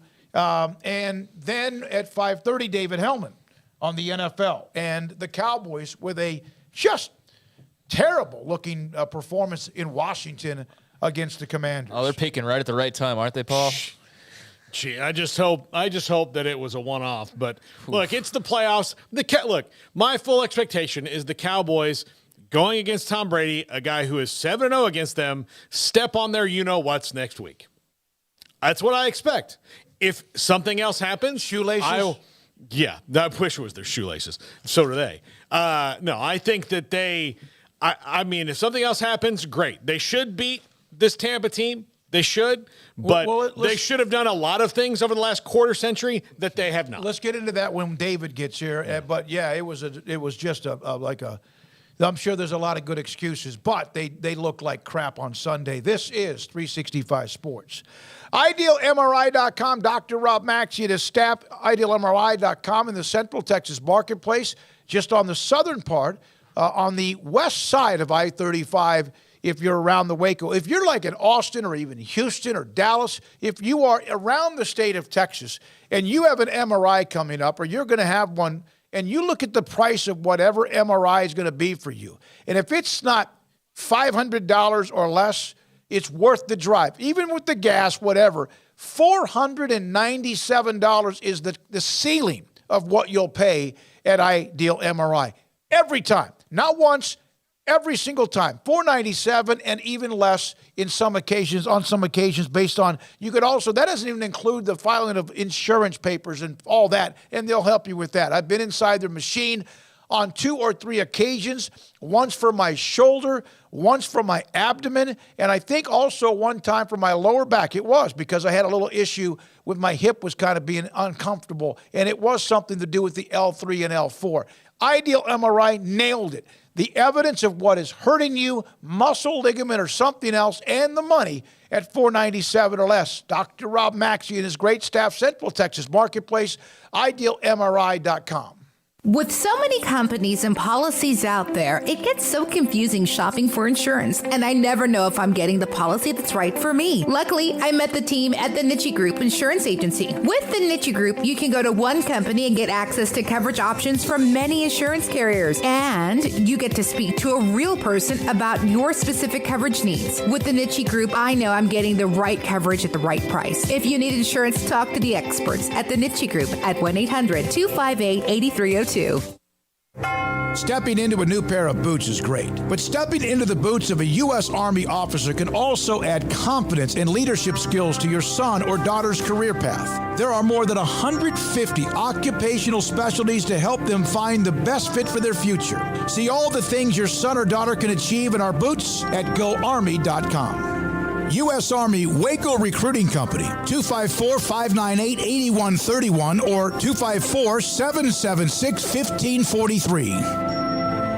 Pizza, burgers, and Bears football. There's no place around Waco that serves them all other than Bubba's 33. Come show your green and gold and enjoy some of Waco's best food and beverages while watching your favorite team, the Bears. When real Bears fans get hungry, Bubba's 33 is the #1 spot for ice-cold drinks, hand-stretched, stone-baked pizzas, and bacon-infused burgers. Join us for indoor or patio dining. Bubba's 33, Waco's restaurant and proud supporter of Baylor Bears football. Sick 'em, Bears. Did you know that 1 out of every 4 men have symptomatic low levels of testosterone and don't even know it? And if you think you're too young to worry about it, guess again. Low T levels can make you feel tired and grumpy, cause weight gain, and wreak havoc on your sexual desire and performance. Petty Clinic Low T can set up same-day blood screening and results, so if you're tired of being tired, I challenge you to man up and Google search Low T Waco or go online pettycliniclowt.com. It's a private clinic with an atmosphere catering to men. Affordable, only $150 a month, includes lab lab work, office consultation, testosterone injections, follow-up visits compared to $395 a month in Dallas or Austin, and you don't have to fight the traffic. Petty Clinic Low T as board-certified physician consultations will provide the best form of brand-strength testosterone available. Contact Petty Clinic Low T today. Just off Highway 84 on Old Hewitt Drive in Woodway, Petty Clinic Low T, helping men become the high-performance men they deserve to be. PettyClinicLowT.com or Google search Low T Waco. Baylor Scott and White Southwest Sports Medicine and Orthopedics, the team physicians for Baylor Athletics, diagnosing and treating all sports-related injuries, including concussions. These specialists also provide orthopedic services for athletes and non-athletes alike, whether it's knee or shoulder pain, hand or wrist injuries, orthopedic spine care, and even an arthritis and total joint clinic. Trust the doctors Baylor Athletics trusts. Baylor Scott and White Southwest Sports Medicine and Orthopedics wants to get you back in the game. One size fits all. That may be all right for an adjustable belt or cheap sunglasses, but when it comes to your financial needs, no one wants a one-size-fits-all strategy. Ben Erlinson, your Edward Jones financial advisor, knows that his most important goals are yours. That's why he takes the time to understand your needs, knowing you. That's how Edward Jones makes sense of investing. Ben Erlinson, 100 North 6th Street in Waco, 254-759-8533. Edward Jones, member SIPC. This is 365 Sports, powered by Sikkim365.com. The 5 o'clock hour is sponsored by Edward Jones Investments with financial advisor Ben Erlinson, who'll navigate you through today's financial climate. Edward Jones, making sense of investing. Now here's David Smoak, Paul Catalina, and Craig Smoak. Paul has delayed the names longer than before. I now owe $40 in the pot for jumping the gun early. Thanks to all of you in the text. Joe Frog 91, TCU is going to win by a Griffin Kell field goal like they did against Baylor, 31-28. If you want to throw up your predictions, we have about 40 minutes here, 35 minutes or so. We'll read them off as we get them when we possibly can. Well, that'd be very fitting, given how this season has gone, for them to win in dramatic fashion at the end, and for Griffin Kell to be the guy much like he was against Baylor. I mean, the game that, you really look back on that we got to see just down the road. Is that even a mile away? I guess about a mile away, McLean Stadium from here? I think it's exactly a mile. Yeah, it's like 1 mile away. But that was unbelievable, and one of many different results that obviously got them to tonight. But that would not surprise me. I would like to see some dramatics at the end of this game. I'm hoping that a lot of those Georgia folks or pro-Georgia folks who have already predicted this to be a beatdown or blowout and all of that, I hope they're not right. I don't want to see the last college football, big spectacle of the year be a one-sided affair. So I'm hoping we see a really competitive game. And, if it came down to a field goal at the end, that would be fantastic. Yeah, I hope it's not. And hey, can you guys shut that curtain a little bit? It says right in my face. But I hope it's not a blowout. I hope no game's a blowout. I have grown in the years that I have covered football to really detest blowouts. In any sport. Like, it's hard to watch. I think you're lying. No, I'm not lying. If Florida State's playing in a game and they're blowing somebody out. If I'm sitting in my house, watching a game that I have, skin in the game in, it's much more relaxing to watch a blowout. But when I look back on it, I don't necessarily, unless it's like Miami or something, remember it as fondly, because it's just I don't remember them all because you kind of tune out. But if I'm watching a regular game that I have no skin in the game in, I detest it. Part of the reason I didn't like it, I'll be honest, covering the Lady Bears wasn't because I have anything against women's basketball. It's because I don't like watching games that are over in the first 20 minutes. And then you have to sit there and wait for another hour and a half before you're done, even though it's fait accompli. So I hope that this game is good. I think it will be, just based on the fact that there's just something about TCU. Now, I think Georgia's going to win, but it would not shock me to see TCU turn the game on its ear, because that's kind of what they do every week. Yeah. No, that's kind of their MO. Paxton 31-30 TCU. Wet Blanket mentioned Alan Bowman to Oklahoma State. We mentioned that just a few minutes ago, but yeah, put that up there. TJ Scott, TCU 45-37. Daniel 35-27 Georgia. Katy Raider 38-17 Georgia. Hummus Hero, TCU 42-36. Daniel thinks it's going to be a 3-score or more win for Georgia and also a blowout. How many points do you consider a blowout? 3 scores. Yeah. So it's 41-20. Yeah. Maybe the way the score 41-20 would be a blowout. Yeah. That would be that's get off the sticks. I mean, 3 touchdowns, that's the definition of a blowout. Absolutely. Yeah. So 41-20, I mean, that would fit the bill. And I know it's entirely possible. I'm just, like I said, I'm hoping for a great game. If Georgia goes out and destroys them that way, I don't think it ruins, the feel-good story of the Frogs or ruins Hypnotoad or, the great write-ups about Sonny Dykes or any of that and what Max Duggan accomplished among so many other storylines. But, it would be a bit of a downer, obviously. But, I mean, the fact that we're even talking about Georgia, TCU, and the College Football National Championship is still pretty surreal. And here we are, and they're kicking off pretty soon. So it's still wild to think about, much less if they were to actually win that trophy. But, yeah, I understand why Georgia's a big favorite. I understand why they've been, in most eyes, the favorites of pretty much ever since we knew this matchup, what it was going to be.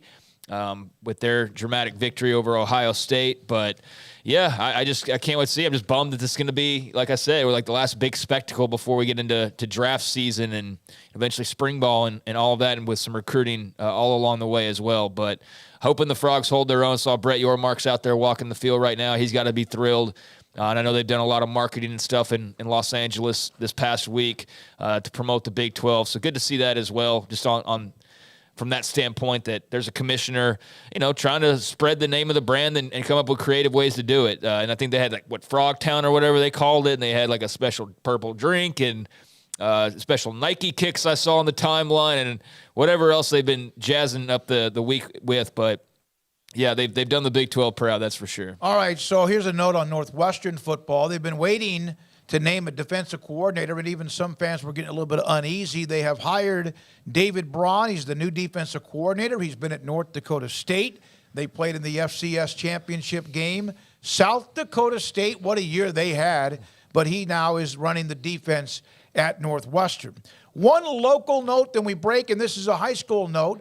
Ty Brown, who's been the starting quarterback at Belton High, which is about 40 minutes from here just south of Temple, has enrolled now at Midway High School after spending his career at Belton. He was the district MVP. He will now be a part of the Midway ISD and high school and football program. Had a pretty good year, and, of course, the quarterback play at Baylor, that too, the last year or 3 or 4 with Midway has not been at a very high level, and they got more problems just as quarterback play, but that's an interesting note on Ty Brown. His sister apparently is a very young phenom basketball player who will have to sit out this semester and start playing basketball varsity next year. This is 365 Sports. Coming up, David Helman on the Cowboys, the NFL, the playoffs, and more. And this is 365 Sports with, of course, Emery Winter, Jack McKenzie, Jacob Wilson, Garrett Ross behind the scenes. Back in a moment. Waco Custom Marketplace, one of our sponsors, and man, are they fantastic. They have a full-service butcher shop and bakery. They have weekly specials. I have not seen anything yet posted on their Instagram page, but what they always have is something when it comes to what their product is in the butcher shop. The butcher shop with pork, poultry, and also seafood. They've got a tank with live lobster tails, or you can get that Norwegian salmon, which is so delicious. And then when you get to the product of beef, of a hamburger meat, whatever you need, of course, they can do that. But it's what they do with the steaks. And if you want some specific cut of your steak, whether it's a T-bone or bone-in ribeye or whatever it might be, bacon wrap filet, they can do it for you. Customize it, get it ready, and then you come pick it up or go pick it up at 425 Lake Air Drive. Their bakery is always loaded up with sweets and treats and all sorts of other nice things. We've got cookie cake to fresh baked bread and kolaches as well. It's a hometown grocery store, 425 Lake Air Drive in Waco, Waco Custom Marketplace. Cars priced right both day and night. Average your car in Texas. Trucks built for you, red, white, and blue. Average your car in Texas. Cars that zoom with lots of room. Have your car in Texas. Count on us, a dealer to trust. Have your car in Waco, Texas. Parenting is full of surprises. You never know what to expect. So after our son was born, I called my Texas Farm Bureau insurance agent to set up a life insurance policy in case something happened to me. Sawyer is now 2. And we'll soon have a sister. There's no one else I would trust with protecting my family. Stop by and see our agents at one of our 3 McLennan County locations. Coverage and discounts are subject to qualifications and policy terms and may vary by situation. Do you or your kids get nervous about going to the dentist? Stonewood Dental, Dr. Steve Childress, he can help. I've spent a career taking care of patients who as children had bad experiences, and now they're adults that hate going to the dentist. If I get a kid at 3 years old and they come every 6 months and it's a happy experience, it's normal for them. Now they have an accident at 6 or 7 or 8 at school. Now they have a broken tooth or a trauma, and they have to come here. They're used to lights, they're used to water in their mouth, they're used to experience, they already trust us. It's amazing what we can do with that kid without it being a negative thing. But if I see a 6 or 7 or 8 year old that's never been to the dentist, and now they have a trauma or an unfortunate unexpected toothache, it's harder to do that for that kid and it not be somewhat of a negative experience. So bottom line is I try to teach kids and adults and teenagers and everybody the way I'd want my family treated, which is where it's a necessary part of life. You just take care of it. It doesn't have to be that big a deal. Learn more, stonewood-dental.com. One size fits all. That may be all right for an adjustable belt or cheap sunglasses. But when it comes to your financial needs, no one wants a one-size-fits-all strategy. Cam Heathcott, your Edward Jones financial advisor, knows that his most important goals are yours. That's why we take the time to understand your needs, knowing you. That's how Edward Jones makes sense of investing. Cam Heathcott in Conroe at 936-756-7717. Edward Jones, member SIPC.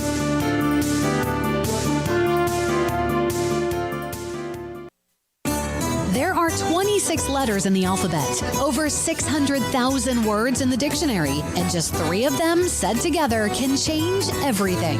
Let's order pizza. Those 3 words lead to dough made from scratch and 3 fresh signature cheeses that blanket golden crust in a heavenly melt on Marco's Pizza that'll blow your mind. So visit marcos.com to order and stop by Marco's Pizza in Belmead, China Spring, Woodway, and in Robinson. Marco's. Pizza lovers get it.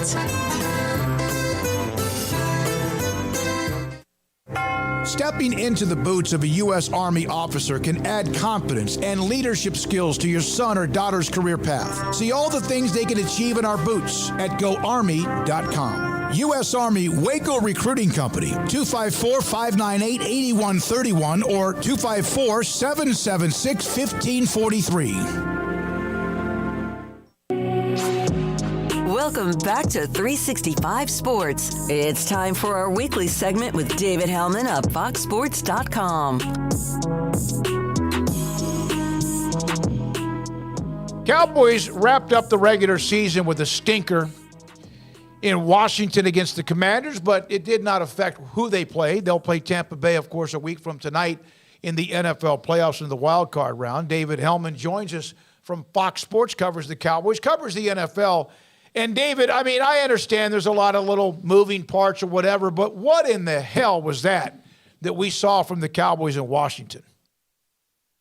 Yeah, I've used this line a few times, but it's really remarkable the way the Cowboys really, they bookended their season. I mean, it's a 12-5 season. It's a really good season by any measure, but they bookended it, season opener and season finale, with 2 of the worst games I've ever seen them play.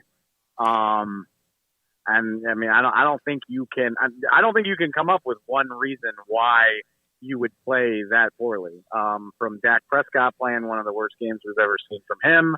Obviously, I mean, the offensive line is a mess. Clearly, he might not be an all-pro, but I think this team missed Tyler Biadasz a lot. I think it's been a trend for a month at this point that the defense is not as ferocious of a unit as it was. I think injuries have played a lot into that. So yeah, when you get banged up and nobody steps up to offset that fact, and then maybe add in a little bit of late season malaise. I mean, not to give the Cowboys excuses, but maybe they knew that the Giants were sitting their starters and that they were probably going to wind up playing Tampa regardless. Maybe all that stuff factors into it, but regardless of how many different ways you want to explain it, it doesn't change how embarrassing it looked. Yeah, it felt that from the minute that Brian Anger dropped the punt, it was just a ever-changing speed roll down the hill. They just couldn't ever get anything back after that, and Washington just jumped on him. David, how concerned should people be about this carrying over into Tampa against Tom Brady, a guy who they have never beaten? Well, I look at it this way. I mean, I know people say it's all about getting hot at the right time, and I do think there's value in that, but like, in all my years covering the Cowboys, very rarely have I ever felt like week-to-week momentum was a real thing. I mean, that's the joy and the pain of covering the Cowboys, is like they can rise up out of nowhere and surprise you by beating the Vikings by 37 points a week after playing terribly, or they can get on a roll and bring it all to an end by playing that poorly out of nowhere. I mean, this team has been schizophrenic for the entire decade that I've covered it. So, and for that matter, a lot of people have pointed out they went into the playoffs last year on the strength of a 51-26 beatdown of Philly, and it didn't make a lick of difference. I think, I don't think how they played yesterday really informs how they might play against Tampa. But having said that, I'm not trying to pump sunshine here. I mean, there have been signs of trouble with this team for the better part of a month now. And shoot, some for even longer than that. Turnovers have been an issue for half the season. The offensive line has been a mess for about 3 weeks. The pass protection has been bad all year, but all of a sudden, and like I said, I think part of it is due to Tyler Biadasz going out, they don't run block either. So they're not running the ball well. They're turning the ball over. They're not pass protecting well. And they got 3 sacks yesterday, but for the most part, over the last 4 or 5 games, they're not sacking the quarterback as reliably as they used to. So, laying an egg against Washington doesn't necessarily mean they're going to play poorly in Tampa, but we've got about a month of results that suggest that they've got some serious problems that they don't have a lot of time to sort out. David Helman, Fox Sports, with us on 365 Sports. So Tampa Bay, we know it's Brady, and we know his history, but he also does struggle with being protected. It's not like they're any kind of machine. They lost their last game, although they had already had secured this game at home. Your thoughts on who they are? I think they're a highly flawed team that is capable of playing like one of the better teams in the NFC over short spurts. Clearly, they can't sustain it. They can't sustain it for a whole game, and they certainly can't sustain it for multiple games at a time. Otherwise, they wouldn't have a losing record. But I think, this is a team full of vets that have played a lot of football and been to the Super Bowl. I mean, Tom Brady speaks for himself. Mike Evans is a potential Hall of Famer. Tristan Wirfs is one of the best young tackles in the game. And then the defense is obviously, the defense hasn't been as good as we've been used to the last couple of years, but it's full of guys that have been there and done that.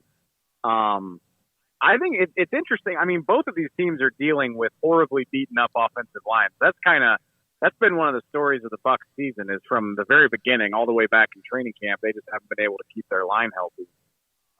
So I think it's going to come down to which line can get healthier and then which team can cope with not having a healthy line. The Bucs have been living in that world all year. That's why, they can't run the ball. They haven't been able to run the ball all year. They're leaning on Brady to throw it 45 times a game. But they've shown they can win that way. So I think for me, that's what I'm looking at. I think this is the case of two offensive lines that should be overmatched by the defensive fronts that they're playing. And I think it's all about which coaching staff and which quarterback copes with that better than the other. David, as you look at the whole of the NFC, every team is flawed. In the AFC, everybody's got flawed. But the NFC is kind of the conference of who can overcome those kind of big ones the most. And the Eagles, were fantastic for most of the year, but we saw down the stretch how they struggled, and Jalen Hurts is playing through a lot of pain. The 49ers are entering this with Brock Purdy. The Vikings have gotten blown out several times in spite of the fact they look really good sometimes. And then you kind of get on it, and, we know about the Cowboys and how a roller coaster they can be. So as this starts, even for Seattle, this is kind of really anybody's game in this league, in this conference, because you can show up with a stinker in the NFC at any time. Totally. Consider this. I firmly believe this. The most trustworthy team in the NFC, the team that I feel the best about, like if you made me pick the NFC representative in the Super Bowl today, I would probably say San Francisco. And they're starting Mr. Irrelevant at quarterback. Like, they're starting the last pick in the draft, a rookie at quarterback. We've never seen a rookie do that. It's a little bit of uncharted territory. But for my money, they're the best, deepest team that's playing the best right now. I think people are quick to forget about the Eagles just because of a couple bad weeks. They're going to have a week to get a little bit healthier. I think the Eagles with a healthier, if Lane Johnson's playing and playing well, I think that's a different team. Obviously, if Jalen Hurts is playing as well. But yeah, the team that I trust the most right now is starting a 7th-round rookie at quarterback. So I think that speaks to how wild the NFC is. And I think you can make a case for just about any team coming out of it. I don't think I believe in the Seahawks. I think that's the one team. And I'll say the Giants, too. I don't really believe in the Giants. So I think those two teams, I'd be hard-pressed to see them making a real run. But the other 5, if they catch the right breaks, I think it's absolutely plausible. One team that's not in the playoffs, David, is Green Bay. After last night's loss to Detroit, who had nothing other than pride to play for, which, of course, they did with Dan Campbell. Your thoughts about Rodgers? This seems like this is it for Aaron Rodgers. We've thought that before. There was the drama quote earlier in the week, but this kind of does seem like it's over. Your thoughts? I'm not going to write off a career like his, especially, it reminds me of his predecessor, the way that Brett Favre just toyed with the idea of retiring for seemingly a decade before it finally happened. So in the raw emotion of the moment, I understand that it's plausible that it could be the end, but things change over the course of a 6-month off season. So we'll see. It's crazy though. We were talking about this on our show today for a long, after watching as brilliantly as his career started, he won the Super Bowl in his 3rd year as a starter. He's piled up all the accolades you could imagine. He's pulled some rabbits out of his hat in the postseason, a lot of them coming at the Cowboys' expense, as we are aware. It was easy. I think he's probably the most talented quarterback I've ever watched play, at least until Patrick Mahomes showed up. And I elevated him onto a level where, 2 years ago, I would have said he's like one of the 5 best quarterbacks to ever play. But now, we're coming to the end, whether this is the end or we're close to it. And you think about some of the missed opportunities. You think about the fact that the Packers have been upset 3 years in a row at Lambeau Field with the season on the line. NFC title game, divisional playoffs, and now a play-in game to make the playoffs. It detracts a little bit from the mystique. I think a lot of people viewed Rodgers and the Packers as unbeatable at times during this run, and that just hasn't been the case for the last 3 or 4 years. Still an all-time great career. He's obviously going to be a Hall of Famer.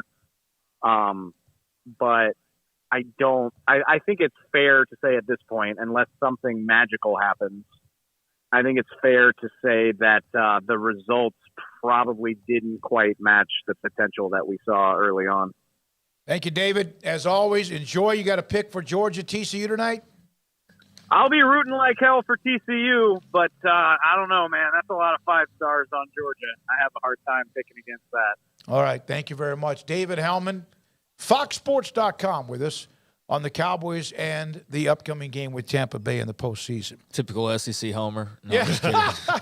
When we come back. By the way, just want to mention real quick, Baylor just picked up another portal guy. North Texas tight end Jake Roberts there's has a connection committed there, to yeah. Baylor. And so he is, I believe, I know the kicker they got, Jack Stone, was a walk-on, but he's still a portal pickup. So that's 7 portal guys now for Baylor. But yeah, Jake Roberts, tight end out of North Texas, now committed to the Bears. See that they picked up the corner from Miami. There's that. Obviously, the Wilson ended up going to UCF. The quarterback, oh my God, Alan Bowman picked Oklahoma State. Roberts might be a package. I'm not saying it's a package deal because of him, but I think he may have a brother that could be involved in this as well. He does have a brother. So. Do you know that for sure? Yeah, I know he has a brother. How do you know that? Because it was on our message board. Okay, that's I read what I'm all saying. about it. So. It also may be. If you want to read about it. He had a pretty good list of transfers. Arkansas, Tennessee, Colorado, Oklahoma, among some others. Oregon State. He's like 6'5", 250 something along those lines, and they're obviously losing Ben Sims, Drake Dabney. You don't know how healthy he's going to be in the immediate future after his tough injury towards the end of the year.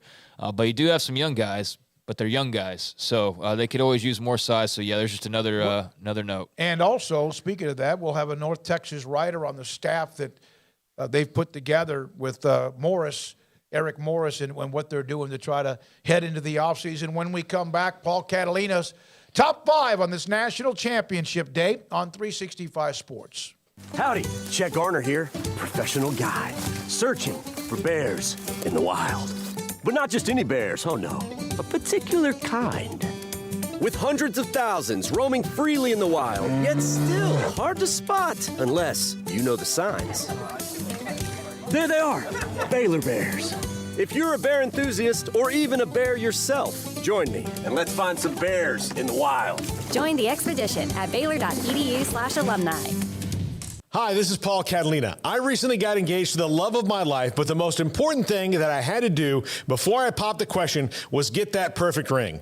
And I know nothing about rings. So I went to the wedding ring store, Boozer's Jewelers on Valley Mills Drive. I knew I needed a custom design, and that's exactly what they do. 9 out of 10 of their engagement rings are designed in-house. The entire process took less than a month, and they were great every step of the way. Great options on financing, excellent selection, and talented designers. My fiance and I get nonstop compliments on the ring. I only deserve credit for doing the smartest thing I could, walking into Boozer's and letting them work their magic. Your one-of-a-kind fiance deserves a one-of-a-kind ring, and that's what you get at Boozer's. Boozer's Jewelers, the wedding ring store on Valley Mills Drive. From the first workout to the last practice, sports is an incredible and rewarding challenge. Hi, this is Dan Ingham with the First National Bank of Central Texas, and we're proud to support each athlete, every parent, and our educators. From families, small businesses, to the biggest industry, we're here to help. With remarkable products like our free First mobile app, we've got banking ideas that fuel big dreams. That's the First National Bank of Central Texas. Familiar faces making local decisions. Member FDIC, Equal Housing Lender. Shorty's Pizza Shack at 12th and Bagby is a homegrown, locally owned pizza place that's out of this world. Everything from the dough, the sauce, the sausage topping is made fresh in-house. Not to mention the amazing pizza pillows, the chicken wings are to die for. Try the Sikkim sauce, chili cheese fries or tots, plus great specials on food and drink every single day. Shorty's is also the perfect spot to watch the game with your friends. Shorty's Pizza Shack at 12th and Bagby. Tell them Paul sent you by. Automatic Chef Canteen is a full-service micro-market vending and office coffee provider with state-of-the-art vending equipment, a wide variety of products, and offering custom-fitted micro-market vending office coffee solutions for your employee break room. You want a full break room solution and a workplace oasis? Well, Automatic Chef Canteen, locally owned and operated for over 50 years in Central Texas, also includes in-house mechanics on call 24/7 for fast, reliable service and maintenance. Automatic Chef Canteen, 6900 Imperial Drive in Waco, or online at automaticchefcanteen.com.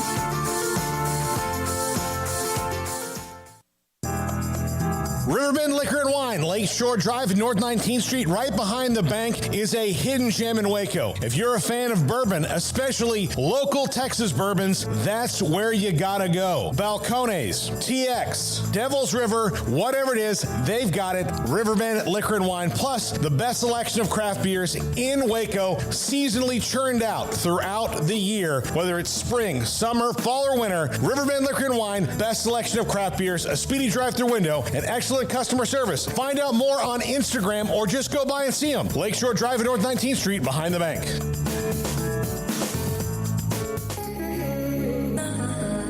This is Paul Catalina's Top 5 at 5:45. Or is it 5:55? Either way, it's the Top 5.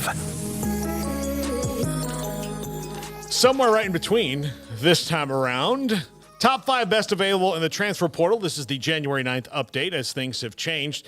Some of these guys have been in there quite a long time and curious to see what they're doing. Some of them just chopped in the last couple of weeks or a week or so. Number 5, Dante Cephas, wide receiver from Kent State. I would have thought this guy would have been signed, sealed, and delivered from Penn State for Penn State. That was where it was leaning earlier. That was a team that needs wide receivers. They've gone and signed like 3 of them. Not to say that it would stop him from going there, but thought he was going to be for sure there. A really good guy, a really good player in the MAC. Lost his quarterback, obviously, to UCLA. A lot of defections there from Kent State, including their head coach is going to be the OC at Colorado. So curious to see where he lands. Maybe he winds up at Colorado, but this is a guy that you need to keep your eye on. A really talented player out of the MAC that has not signed anywhere yet, but has a lot of interest. Yeah, I just did a quick search to see what the latest, buzz is about him. And, there's little things about like, oh, this team could be interested. Maybe it's a transcript thing. Have to get that together this semester. And maybe the, post spring ball that picks back up. Cause that's part of the deal too, is, maybe right now not everything's in order. And I don't know that for sure. I'm just saying that's like the speculation because, why is he not somewhere already? Yeah. I mean, that's really the only thing that, quite frankly, kind of explains it because he's a pretty good player. So, surprised just given the way his name was mentioned early on that he's not already landed somewhere. But post-spring, he could be a big pickup for somebody. If, it's only January 9th. He could still but we got the end date coming up, right? So the January 9th? Today's January 9th. I think it's like in the next 7-9 days. Yeah. So, he could very well be a post-spring guy. Yeah. Number 4, Nick Jackson, linebacker from Virginia. Virginia's seen a lot of guys jump in the portal. Not really sure. He's been in there for a little bit of time, but I wonder as Tony Elliott, tries to turn things around there at Virginia. They, of course, obviously ended the year with a tragedy, and so we've seen a lot of people leave. But, what he's looking for, he'll be sought after. I think he might probably stay in the ACC, but we'll see. I mean, this is the kind of the end of the portal where guys start towards the end where guys start hopping in, realizing that they got to make their move maybe right now or if they want to play somewhere in spring. So curious to see this. This is a guy who I kind of thought would be at Virginia, but again, you never know. Yeah, I was just making sure. 9 days for the portal. Yeah. 9 days until the portal closes. But, had a terrific career at Virginia. I mean, boatload of tackles, all ACC type of a guy. Don't know much about the interest level in him beyond that, but do know he's a guy with definitely some numbers behind the name and a lot of experience. So, beats me on why he's still sitting out there. Yeah. Number 3, and this is a player, look, I would say that most of the guys that went in the portal from A&M, outside of depth purposes, they were not all that stressed out to lose. And that includes a couple of the guys that were 5 stars like Denver Harris and Chris Marshall, who got suspended. I don't think that they were probably worried about that because of the way that things went with those guys and fit and culture-wise, which is a problem at A&M. But Anthony Lucas, defensive end, he is in the portal. This is one I think that that stings them a little bit as they look to build back some depth on that defensive line, which they think is okay, but this is a 5-7 team from a year ago. He'll have interest from everywhere, all over the place. He's from Arizona, but that doesn't mean that he's going to wind up at Arizona State or Arizona. I do think, though, that this is a guy who can maybe go to a couple places and name a number as far as a check goes because he's a very sought-after defensive end. But we'll see where he winds up. He's not going to have any shortage of interest in. This one stings a little bit for A&M as where some of the other ones maybe didn't. Yeah, I mean, you can only have so many 5-stars that you lose. You're like, oh, that's okay because we're better off. Yeah, I mean, certainly some of them eventually. I mean, that's why you had the number 1 recruiting class. You can't lose all the guys that put you at number 1 and then be thinking that you're still right where you were. But some of that culturally, does need to be weeded out. Guys that are flying around at however many miles per hour in tight-fitting garages and things like that. Obviously, don't need to be on the team much more, even though. Found a landing spot close to home, right there in the SEC, in the big rival in Garrett's LSU Tigers. I'm not big on that move. We don't have parking garages here. No, they do. But, you're not big on that move? No, I don't trust his character. No, I'm with you. I'm totally with you there. But obviously there's talent. So, Anthony Lucas, I think USC's the kind of the leader in the clubhouse now based on the rumblings. So we'll see if Lincoln Riley goes that direction. Yeah. And that seems to be also defense is where he's trying to get better at in Los Angeles. Number 2, Spencer Sanders.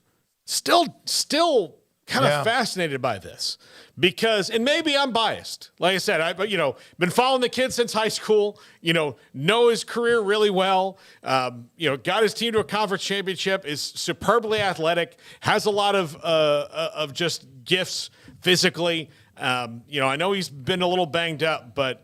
Unless it's something that's really, really bad that we just don't know about, I would be – I mean, there's a couple guys maybe ahead of him that I would have gone for, like Sam Hartman, and if Grayson McCall had stayed in, Devin Leary, sure. But to me, Spencer Sanders is a guy who can immediately help your team, especially if you are built and missing that one piece of a quarterback who can push you over the top.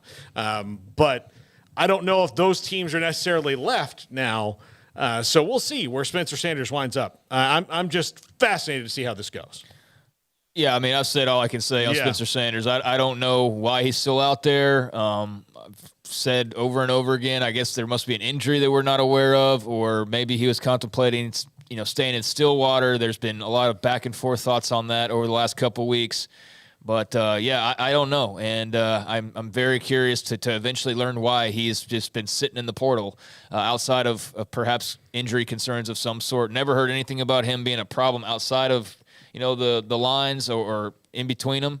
So, I don't know. I'm stumped on this one. Yeah. And number 1, Jordan Birch, defensive end from South Carolina. This was a huge, huge signing for the Gamecocks a couple of years ago. He's an in-state signee. But they've had a lot of transfers. South Carolina under Shane Beamer. This gave him a big extension. I don't think he's all that worried about it. Again, he's trying to rebuild this team in his, in what he wants, but they've lost some players, and that was a really good season for them last year. This is a guy who was maybe, one of their highest rated signings since Jadeveon Clowney back in the day. So he'll be out there. And again, this is another guy who will be like Anthony Lucas, be able to just, if, call up a coach and say, I'm coming, and they'll be like, all right, hold on, let me go shove this guy out of the room so you have a scholarship. But he'll be there. I mean, he would absolutely be anywhere that wanted him. Yeah, I've seen already. Saw a lot of Texas fans that were commenting on the possibility there. I think Oregon's another team that maybe there's some momentum or movement in that direction. I don't know. Could also just be a lot of just fans wish listing, to want to pick up guys. So we need to read more into all of that. But as you said, it'd be a highly sought after guy. So if Texas and Oregon and many others are after him, that wouldn't come as much of a surprise. But yeah, good for Shane Beamer. He's done a good job there at South Carolina, and thought they had a pretty good year, all things considered, and overall, I think you're happy with the product, and obviously always want to get better. But I think they've found their guy, and congrats to him on getting that extension. All right, thank you, Paul. Top 5 tomorrow. We'll have College Football Hall of Famer to be Derek Johnson just confirmed he'll be a part of the show tomorrow. Mac Rhodes will have post TCU Georgia coverage as well, among whatever else the news is in college sports. So Kendre Miller's suited up now. Heavy brace. But he's got a big old knee brace on. So Pete Thamel saying he doesn't look ready to play tonight. They have him out there, obviously for just mind games as much as anything, and also to just see what he can do. But, looks like it's more unlikely than not he's going to play, which I don't think is surprising to anybody who's paying attention. And it's 30 minutes away, so we're going to let you move on. We're going to move on as well. Right. Garrett. Quick, got to make our picks, though. Emory, Jacob, Jack, and also Levi. All right, go ahead. I'll take Georgia. I really think TCU will scrap, but I think the game has to go in a very specific fashion for TCU to win. Yeah, the longer this game stays close, the more I love TCU's chances. They are the cardiac frogs in so many ways, but I am going Georgia. I mean, TCU, they beat Michigan, but there was a lot that Michigan could have done differently. And I know everything they'd have done this, but I mean, Michigan really left some stuff out there on the field, whether in their hands or not in their hands in some cases. So I think Georgia is going to play a sharper football game than the Wolverines did, and I can't wait to watch it, but give me the Dogs. I am not one that does anything for any kind of clicks and views, but I have a good feeling about TCU. I love the way Ohio State was able to move the ball against Georgia. Maybe that helps Georgia tighten that up. Yes, I know the Bulldogs have all of the 5 stars or whatever. There's something about this team, and if I'm wrong, I don't care. I'll take TCU in a shootout 34-30 to win the national championship, and that's my pick. And whatever happens, happens. Can't wait to get home, to watch it, enjoy it. We'll have to wrap it up tomorrow. We'll do that with 365 Sports. Thanks to all of our great sponsors. Thanks to those of you who are a part of it every day. And again, enjoy the championship game tonight at SoFi. David Smoak for Paul Catalina and Craig Smoak. 365 Sports. Good night.